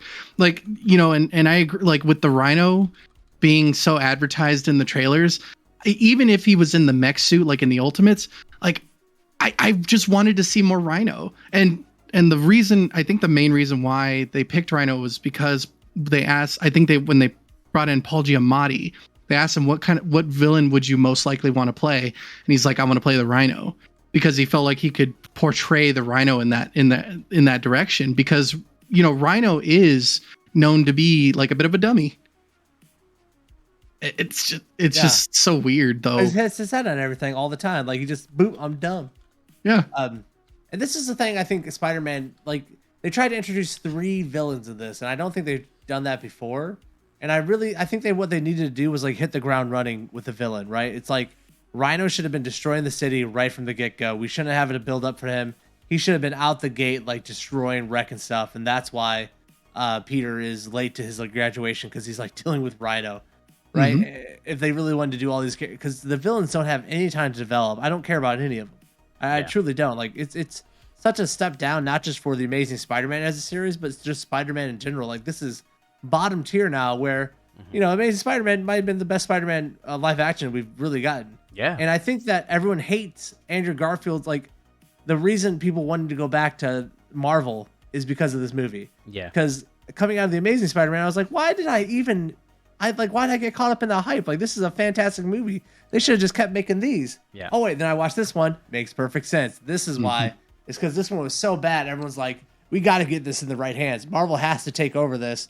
And thank God Kevin Feige flew out to some nondescript hotel room and had a shady drug deal with a bunch of Sony execs to get this thing canceled, because God knows where we'd be. Yeah. But even then though, like Andrew Garfield's Spider-Man is so believable as a character. Like his quips and everything, it's still there, and I still love Spider-Man in this movie. I just don't like everything else around it, except for the whole Gwen Stacy situation. I thought that was like perfect. Yeah. Yeah. Gwen's brilliant in the movie. Andrew's fantastic in the movie as Peter and as Spidey. And like, just visually and everything, the story is great, but just the storyline and the character development is absolute bullshit. It's awful. It's awful.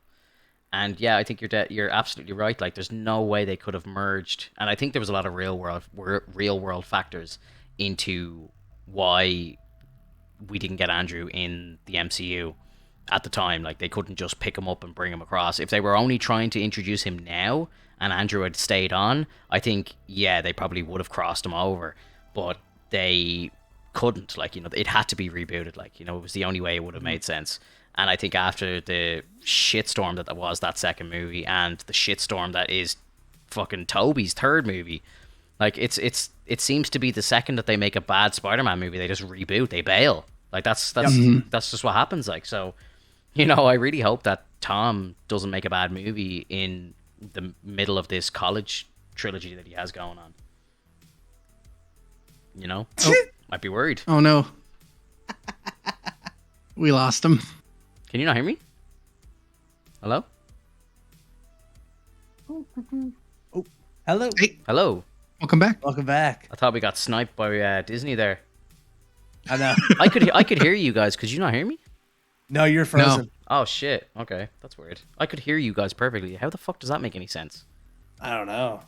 Like, how can my side freeze, but I could hear you guys saying, "Oh no, he's frozen." Like, Upload, download, I guess. I don't know. That's weird. that is It's possible. It's very weird. Anyway, sorry about that. What did you hear me say last? Sorry. It seemed. I was so enthralled by your frozen face that Oh. Yeah, it wiped our minds. I don't know. I was just saying that, like, it seems like they just seem to bail, and I really hope that, there's not a bad Tom movie in the middle of this college trilogy that messes everything up. Yeah. I hope there is. I'm ready for Tom Holland to go. Go. I'll tell you why I hate Tom Holland as a Spider-Man in the Spider-Man suit. It's because they stop his webs right here. It makes him look so stubby. They need to get that web look going all the way down his arms. Like, he just... I was looking again at the apparently leaked image of him next to the other two Spider-Man, right? Yeah. And they just look so much better and so much more fluid than him in that shot. And I'm just like, oh, man. Yeah, there's a lot of the fan art that goes around, and like, even like in the fan art, he just looks so out of place with the other two. The other two are so iconic, but he just looks really out of place. Tom, I mean, yeah. Yeah, he just does. I don't know what it is. Yeah, I think I hate Tom Holland now because they cast him as Nathan Drake. Nathan Drake. Yep. I've really been trying to pinpoint my hatred for Tom Holland. And I think it started then. Yeah. Yeah, so you didn't like the trailer for that movie? No. And now they're trying to cast him as Fred Astaire. I'm just like, enough with Tom Holland. Enough. Yeah, he's a bit of a beast, like in Hollywood right now. Like, he's very sought after. Yeah, 100%. It's like Tom Holland and Timothy Chalamet. It's all they cast. Did you hear as well? There's rumor that he's going to be Harry Osborn. Oh my god. Oh jeez. Yeah. I think, like, you know, there's a big rumor that he could end up popping in to No Way Home potentially, and, you know, showing up at the end, and Tom turning around going, "Oh my God, Harry! Hey, it's been so long, haven't seen you in ages." This is his head pops out of a limo or something. Oh my goodness. Fuck. Next week, right? We get Spider-Man next Thursday, correct? Yes. Oh my God, how exciting! Yes. So- So exciting. And we will have all have seen it. So next Friday on the 17th when we do the podcast, it's going to be fucking spoiler fest galore. I'm going to be going hard. There might be tears. I might cry. It might, like, seriously, I think this movie's going to fucking shake me to my core. Like, I think I'm going to just be nerd out for the whole thing. We won't talk about anything bar Spider-Man. Like, I'd be shocked if anything else came up apart from this fucking movie next week in the podcast. How'd they kill Toby in the first 5 minutes? Oh my God, that would just be crazy, dude. Like, seriously crazy. Like, imagine, like, he comes through a portal, like, 41 minutes into the movie, and then it's just, like, gets hit by a bus or something. It's just like, whoa, what the fuck just happened? That's all we could afford to get him for. It's driven by Green Goblin. Yeah. He just starts, like, getting dusted away like he got snapped for no reason. It's just him. Like, there it is. Yeah. Very expensive. I genuinely think that the Goblin's gonna, like, kill a lot of people in this movie, like, you know? I really, really think it. Just, I haven't even, like, we actually probably should be talking about No Way Home a little bit at the end of this, because the next time we actually sit down, we'll have seen it. So, yeah, I don't know, like, what do you, like, do you want to, like, give, like, 2-minute, like, kind of theorize what you think is going to happen in the movie? And we'll see next week if you were right. What do you think? Yeah. All right. So I think that Doc Ock is not going to be a bad guy in this. I think Doc Ock, out of all of them, seems like the villain who reformed at the very end. Sandman did too, but not in the same way that Doc Ock did, right? Yeah. So I think Doc Ock is going to be working with Peter a lot. I want to believe, and it's hard to say that it's not going to be those two Spider-Men showing up in this, but I feel like their roles are going to be a lot more reduced than what people think they are. I think this is going to be a lot more Doctor Strange helping out. I think it's going to be a lot more of Doc Ock helping out than we think is going on, and that we're giving credit because we think the other two Spider-Men are just going to be there like the whole time, right? I hope. I think what's her face? Zendaya. I think she's eating it. I think. Yeah. She's gonna die in this movie. I like it. Peter needs some big loss. I'm tired of her insults towards Doctor Strange and Doc Ock. I'm not excited about this, so she has to go. She just has to go. Yeah. No, but I think they're gonna introduce. They want to make room for like Gwen Stacy or Mary Jane Watson if they want. Like, they want Peter to have like a college interest. So either she dies off or she leaves Peter at the other end of it because he doesn't want her to be heard or he can't keep it a secret, whatever it is. Or maybe she forgets who he is, and then he, like, to keep her safe, doesn't tell her again. Right. Maybe he lets her go. Forgets her forever. Lets her go. Yeah. I'm in for that. Yeah. So that's what I think. I don't think they're going to kill off Happy. I hope they don't kill off Aunt May because I think the biggest reason a lot of the Spider-Man stuff hasn't worked is because we haven't really seen Peter with his family and Aunt May. Yeah. And like we have been, what's her name? Maria. Help me out here. The actress that plays Aunt May in the MCU is. Oh God. I have no I idea. can't remember her name. It starts with a T. Marissa Tomei.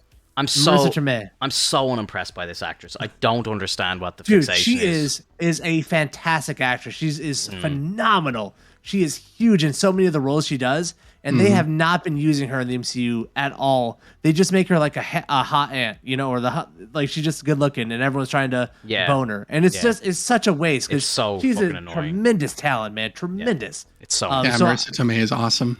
Yeah, so I hope they use her more in this one, and I hope she doesn't die in it, so they can use her more as he goes to college, and maybe they kind of age her up and give her some gray hair. Because I'll be honest with you, I'm looking forward to some of that. Like what she looked like when she's a little older. I'm down. Yeah. What's the Marissa Tomei gilf look like? Yeah, yeah. I mean, I think what's going to happen is just as Hoffman said earlier, we're going to see Doc Ock helping out Peter. We're going to get, some strain between the other villains. Of course, he's not going to know who the hell they are. I'm not sure when we're going to see the other Spider-Man in the movie, if we do. And I don't think MJ is going to die. I think she's going to leave. I think she's just going to be like, peace out. Like, this is way too much that I bargained for. And I'm trying to live. And I really hope Happy doesn't die either. Like, Aunt May, like, I would love to see more of Aunt May too. But like, other than that, I think what's going to happen is we're going to get Green Goblin as the head of this, organization. We're going to have them pulled out like probably mid-fight between the other Spider-Man, or maybe like a little bit before they have this turning point, because Sandman has his turning point at the end of Spider-Man 3. Yeah. So we got to see it like during the time that he was attacked by Spider-Man. And like I think it's going to get a little wacky because we have Green Goblin, and although he might be a little more serious, I'm thinking we're going to get like the iconic phrase, "First we attack his heart." yeah. Because they're going to yeah, grab MJ. And yeah, so like I think it's mainly just this is mainly another shot at Green Goblin getting his revenge. Did you see? There's an interview with Willem Dafoe, Alfred Molina, and Jamie Foxx. Did you watch that interview? It's on YouTube. I did not yet. I'm actually I was actually thinking of waiting until after I see the movie to see what they were talking about. They don't spoil anything.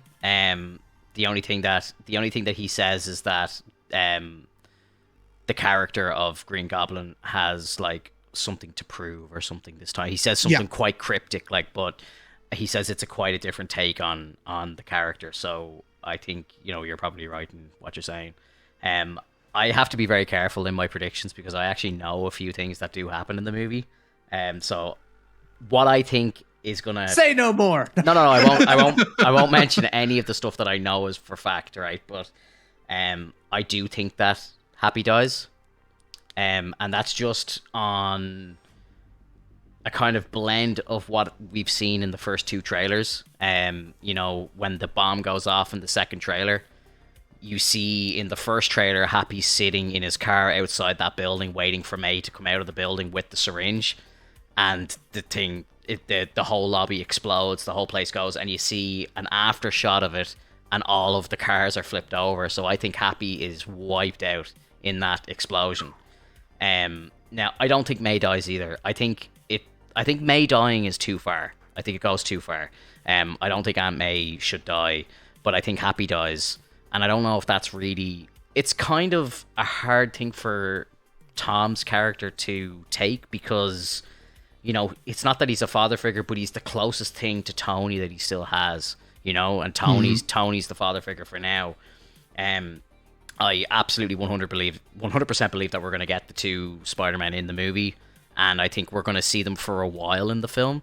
I think the original plan was, like what you said, Hoffman, potentially just them being in like a final fight scene or something, showing up at the very end, and everyone goes crazy, and they're in a fight for 5 minutes and then they're gone. I think that was the original idea, and I think just when the internet exploded, when Jamie Foxx stupidly put out that picture of the three Spider-Men fighting him on his Instagram, and the world went insane, and I think they realized straight after that, and everything that we've been talking about for the last fucking 18 months, I think they kind of said, shit, we need to do reshoots, we need to include them more in the movie, and I think that's what has happened. Like, I would be shocked if we didn't see them on screen if we saw them on screen for less than 30 minutes, I'd be shocked. Let's just say that's my prediction. I think they're going to be in about close to half of the film. I think they'll be in it. Yeah. At least Andrew, maybe not Toby, but at least Andrew. Because it's like think how many characters we're gonna have on screen at the same time, right? Or like close to the story, like Doctor Strange, Doc Ock. Fucking Green Goblin's gonna have a big part in it, right? Massive. He's the main villain. Right. So Electro probably gets a big one too. That's why they brought him to the interview, because Jamie Foxx. Yeah. Then you're gonna have the two Spider-Men, then Tom Holland, then Zendaya, then Ned. Yep. Like, that's 9 characters floating around in the same part of the script. Like, that's tough, man. And May and Happy and Lizard. Right. And who else? Venom. Venom potentially. Well, yeah. I don't think Venom's going to get a really big part in the movie. He is in the movie, but I don't think he's getting a big part in the movie. I know what his scene is. I won't say, but yeah. I can't wait to talk about his scene next week. Yeah, there is a lot going on, for sure. And I think you're 100% right in what you said about Doc Ock being good, because if you think about the last fight scene that we see, it's going to be the 3 Spider-Men going up against Sandman, Electro, and Lizard, right? That's that final scene, but they've cut the 2 of them out of it. And in the second trailer, if you watch it very closely, you see Electro shoot electricity at Doc Ock, and it blows him out of a window or through a wall. That's it. That's in the trailer, so it looks like he's gonna flip and be good at the end of the movie. That makes a lot of sense. Yeah. I mean, I wouldn't be surprised that thing where they're fighting, like they're flying across, fighting all the villains.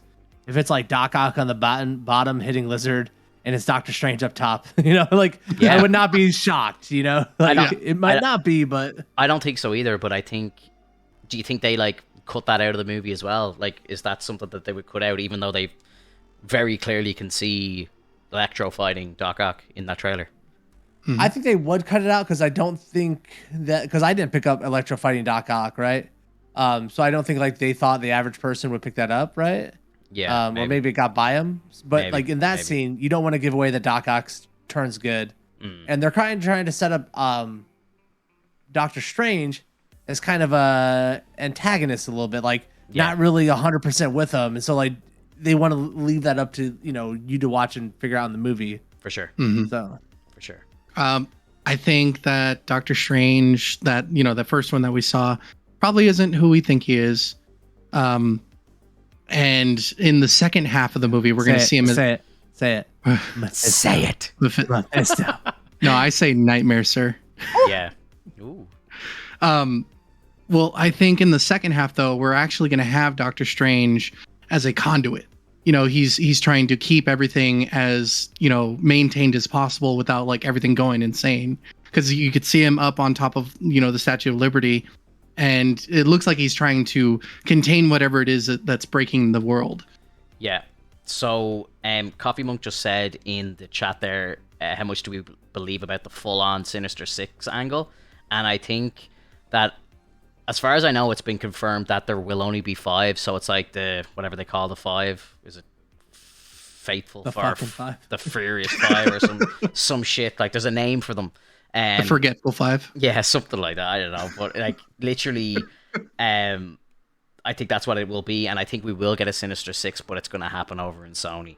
Yeah, I think so. Yeah, because I felt like for Sinister Six, you want Vulture in there. Yeah, you want Venom in there. Yeah. Like, Vulture is now in, like, it looks like he's in the Sonyverse already, so it's like he's beating Tom over there because he's in the Morbius movie and he's shooting scenes for Morbius, like, so it's like, like, what the fuck is going on? It's crazy, like, so I think they all go back, and then we do Sinister Six with Tom Holland at Sony, and that'll be one of his 5 movie deals. And like, because they're focused on the villains there, right? And so I think they'll do a Sinister Six movie that's almost like villain sided more so than Spider-Man sided. Yeah, or maybe like it's Venom who like Tom Hardy is kind of leading against the Sinister Six, and then Tom Holland shows up to help him, sort of thing, like, to get Spider-Man in there. Like, it's not Tom's movie, it's probably Eddie's movie, but Tom comes along to help. That's kind of the way I see that going. Yeah, guys, I cannot wait to talk to you about this movie next week. Like, just to be able to just freely talk about everything is going to be fucking insane. I think, and I'm not saying this, but I truly believe that next week's episode of the podcast is going to be the best episode that we've ever done. Seriously. Holy moly. Oh, and yeah. I'm not just, I'm obviously I'm trying to hype it up, but I genuinely think that, like, this will be, you'll be seeing me now in my element, like, like, we're going to be able to talk about everything, and I just can't wait to see how many of the rumors were true. I think there's going to be so much to talk about. Like, honestly, I think this next week's podcast could go on for fucking 3 or 4 hours. Like, I would not be surprised. Yeah, I'm very excited for us to wrap up, because I am beyond done with my patience with all the rumors and the back and forth. And this is confirmed, it's not confirmed. Yeah. I am just so over it at this point. I just want these a fucking movie. What the sad part of that is once this film is over, the rumor mill's just going to kick off for Doctor Strange next, because the multiverse of madness is going to be, I think it'll be even worse, because there's already rumors of like Patrick Stewart being seen on set and all this stupid shit, like Illuminati and all this stuff, and I think that will just kick into overdrive when we don't have Spider-Man to talk about anymore. Mm-hmm. The internet won't know what to do. Oh no. Yeah. Oh no. Yeah. Am I gone again? No. Uh-oh. I'm still here, guys. You can't hear me. There he goes. He can still hear us now. I can hear you. Jokey, I can hear you singing to me. I could hear you singing to me, Jokey. What the funny thing is I record this through OBS, so they'll be able to. OBS will be able to hear you guys singing to me, so that's going to be hilarious. Clip it. Somebody clip it. I'm going to actually. What I think I have an idea as well, just off the back of this podcast. I think I'm going to clip out that last kind of 15 minutes that we were just chatting about the predictions for No Way Home. I think it'd be a nice little YouTube video to throw up maybe on Tuesday or something like that, just before it releases on the 15th in the UK and stuff. I think that'll be a nice little clip to put up. I have a strong question. Yeah. Did we in fact watch Far From Home? Because I swear we never watched it. We didn't, because it wasn't in the timeline. I think it was technically, we should have watched it before this movie, and I think I'm gonna watch it on Tuesday before I go to see, or I'll watch it on. Unfortunately, I could have gone to see the movie on Wednesday, but it was sold out in the cinema that I go to, and I was there he goes again. What the fuck is going on? He can still hear us right now. What is up with my internet? Come on to fuck. Man, my internet's annoying me so much right now. I don't know what the hell's happening. That's weird. Dude, like, why am I still able to hear you? Like, it doesn't make any sense to me. Like, I don't know. I had the same issue with my girlfriend when we had our conversations when I was over in Highland and she was over in Spokane. Yeah. I have absolutely no idea. I need to do some research into this, because it's driving me insane at this stage. Because like this happens when I'm streaming as well. Like I'll see my bitrate will drop to 0, but like if I'm playing Fortnite or something, like I'm still in the game and I can still talk to people in Discord, but my stream is down. I'm like, what the fuck? How am I able to hear people in Discord and play the game, still be in the game, but my stream is down? Yeah, it makes no sense to me. And you're hardlined? Yeah, I'm hardlined. Yeah, Cat 6 straight into the router. Have you ever considered getting in an Ethernet card for your computer? Like an external Ethernet card off the motherboard? No, an internal for the that'll fit in the back. Because I just recently bought one. I'm gonna test it out, but it should maximize a PCI one. You mean like that plugs into the board? Yep. PCIe. Okay. Yep. I've never thought about it, but yeah, maybe. Yeah, I'm gonna test that out myself, so I'll let you know how that works. Yeah, do. I would think that the port that's on the board is good enough, but yeah, you might be right. Well, are you reaching? Excuse us for the technical work. Are you achieving? Like, does your ISP go beyond 1 gig? No. I'm like, what I pay for is 500 down and 50 up, and I get those numbers on Ethernet. I get what I should get. Oh, then maybe you don't need it. Mine is 1200 down, so I have to get a card. Well, okay. Calm down, showing off here, bruh. 1200. What's your up? What's your up? I got 1.2 gigs running. What's your up? Up? It's 35. It's garbage. Okay. Yeah. No, that's the up is important. I think. I want dedicated fiber where it's going to be one each way. That's what I'm aiming for. Like, but yeah, I get 50 up. So I would love to talk more about this stuff because I just researched this. But that'll be another time. It's not for now yet. We'll do a technical podcast someday. Although it's too much like work, so I don't really want to talk about that on a Friday night for me, like, to be honest. But you don't want to talk shop? No. I do that enough during the day. This is the nerd out time, This is our fun time. Guys, anything else we want to talk about? Any other news from the week? Real quick, do you see the actress who played Shuri in Black Panther doesn't want to come back to the MCU in the set because she doesn't want to get vaccinated? I've heard. I did hear about this. Yeah. So, what do you think that means? Like more broadly, do you think that they boot her from the cast of that, and they're like they recast her. Does that mean they have to recast T'Challa and bring it back in? Like, where are we if we don't have Shuri? Because that feels like who they're trying to pass the Black Panther mantle to. Yes. If they don't have Shuri, that is very worrying because, as you say, it sounds like they're trying to bank on her taking over. I did hear about this with her. Like, there's a lot of controversy with her. She was doing a lot of like pretty sketchy Instagram live videos and stuff like that, and Disney and Marvel were kind of like, you know, you need to know your role. You need to calm down here a bit, like, you know. So I don't know. I like, honestly, I don't know. You know, I don't have anything against anybody. Like, it's your own business what you want to do with vaccines and stuff like that. But I think if you're getting paid millions of dollars to be in movies, and you know, you just get a fucking vaccine. Like, do you know what I mean? Like, it's probably part of the contract at this stage, and I don't know. Like, I just like, how could you throw away an opportunity like that to be in something so pivotal, like in history, and you're throwing it away because you don't want to get a vaccine? Like, I don't know, bro. I don't know. Yeah. Well, if they do that, then no, it definitely. It's not Michonne, sorry, Bookerbush. It's the girl who plays his younger sister, T'Challa's younger sister, who's the tech head who makes all the tech. She's the one. She injured herself on set doing a stunt, and Wink, she's wink. yeah. Now I don't know what to believe. Oh my god, everybody's lying now. I don't know what to believe. Wow. Yeah. I'm sorry. Go ahead, Alex. I was going to say, if they decide to let her go, then they definitely will have another reason to recast both characters. Right. Like, very wild where we are if she doesn't come back. Because the two biggest characters in that movie are them two, right? Like, huge characters. Yeah. So I just have no idea, like, what they would do.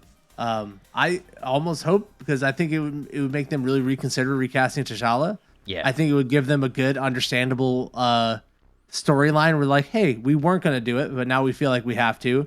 And so the fandom, for the people who didn't believe they were going to ever recast him, will kind of might be on board for it then. Yeah. Because, you know me, we talked about it, like 2 weeks ago? Like, I feel like T'Challa should be back in.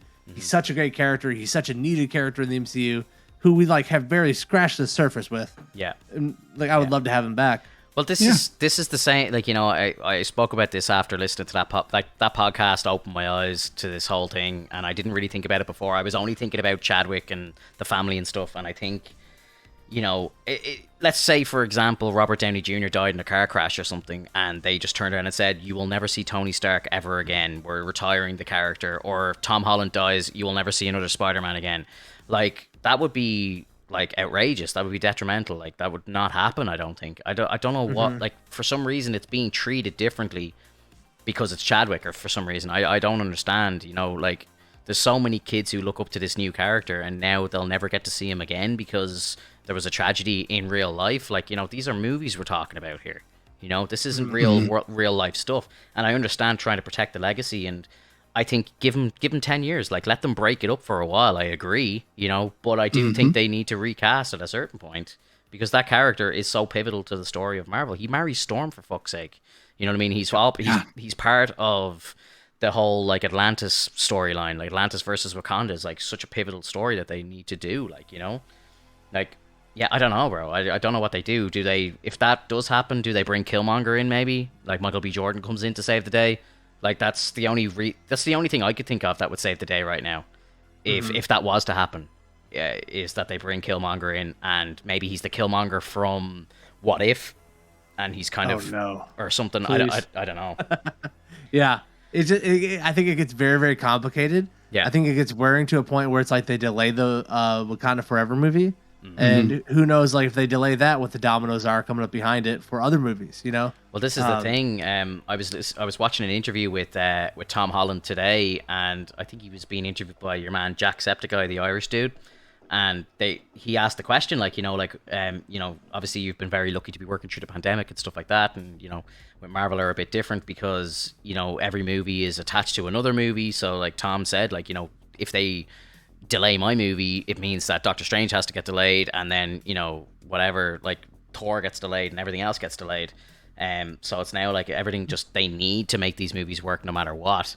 So the fact that they've already delayed Wakanda, kind of maybe tells me that, they're already, like, red flags are up, like the alarms are going off, like they're already in panic mode.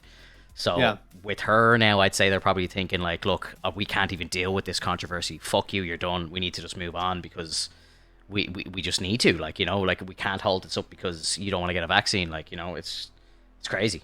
It's crazy. Mm-hmm. I would love another actress to show up and be like, yes, it's me. I'm here. Deal with it. And just like keep rolling. Like, it'd be so good. They should just use that line for whenever they're recasting anybody. Like just yeah. I know. Like I love how like that's probably the best thing that Don Cheadle ever did in the MCU. Oh my god.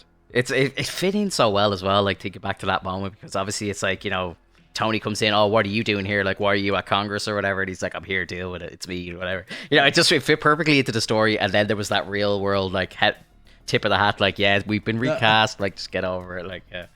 Oh, dude. So good. So fucking good, dude. I love it. Man. I love it. Trying to think, is there any other news from the week just before we break up here? I think I kind of talked about everything. I think if you guys want to talk about it, it's a little bit of DC news. Yeah, please. Sure. Did you happen to see the trailer for, like, the gameplay trailer for Suicide Squad Kill the Justice League? I saw it. It popped up in my recommended. I didn't watch it, but if you want to throw it up now, I will happily watch it right now. Yeah, sure. Let me see if I can pull it up real quick. Another one was they announced a Wonder Woman video game. Yeah, I heard that. Yeah, I'll play that.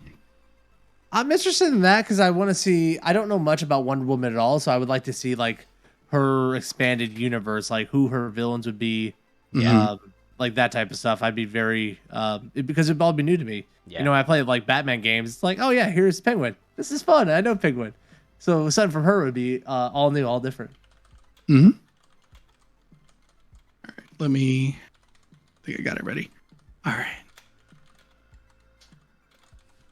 You guys see it? Coming up. Let's go, baby. All right. Now I'm playing in 3, 2, 1. When I think of the Justice League, I think of Wonder Woman, Superman. This is Boomerang. Green Lantern. You don't want to mess with that lot. But you, Barry, you're just the team mascot, aren't you, mate? The loser of the league, folks. The fastest man alive. It's the Flash. This is what annoyed me about that movie as well. There was no interaction between Boomerang and the Flash at all. I gave you orders. Kill the Flash, or I'll kill you myself. Cool.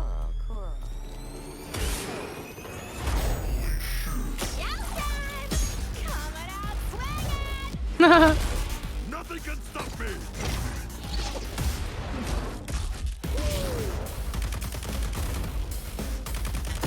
Looks fun. Yeah, it looks really fun. Yeah, how is he a speedster? I don't understand this. I can't wait to find out. Yeah, what the fuck? Really? Why don't you just mail me the bullet? What's up with Barry's face? He's like infected or something. Yeah, it looks like Brainiac's work. Oh, yeah, of course, yeah.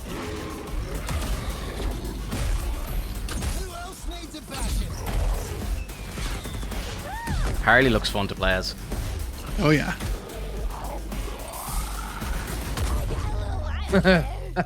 Superhero landing.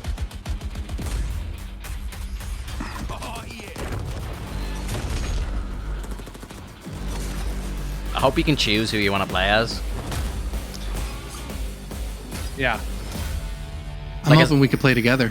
Yeah, that would be great. Like, it looks like you are getting to play as them all. But it'd be good if you could pick one and like let the story follow or whatever. I don't know.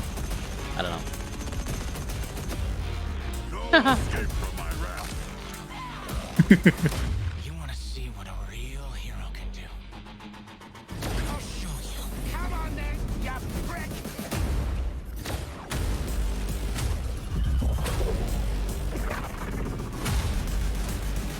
Oh, it's nice. Yeah. What? What the fuck is Barry doing there? Really thought Flasher had us that. Hell yeah, dude. I'll play that. I'll play the fuck out of that. That looks fun. Oh man, It's good. loads of fun. Yeah. Yeah, I'm really hoping that it's a co-op game, because it looks like you get like, we get to play all 4 characters, and if we all can just play together, that'd be so fun. Like, I would love to be King Shark. He looks like a brawler. Cat like climbing up fucking buildings and shit. He looks fun. Yeah. I think like from what I've seen there, I think like for me the Hardy gameplay would be the most fun. I just love all the flipping and all that sort of stuff. It's it looks very kind of like Spider-Man, like the Insomniac Spider-Man, kind of bouncing around the place and doing combos and stuff and using the bat and everything and swinging around. That'd be my kind of my game where I'd want to be. But Boomerang looks fun, and I don't know how he's a speedster, but I think that would be great fun to play as, because we don't really have a game where you play as a speedster. That'd be very interesting. No. Yeah. Really, yeah, you're right about that. Yeah, big time.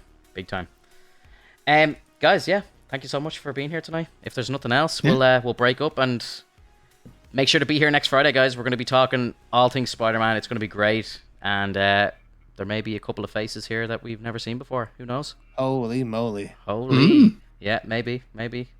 We'll see. You got to be here. Check it out, guys. If if you're watching us on YouTube, make sure to hit the like button. If you're listening to us on Spotify, turn on them noti bells. All the usual stuff. All right, guys. Have a good night. Later, everybody. Later, chat. Bye. Later, everyone. Bye.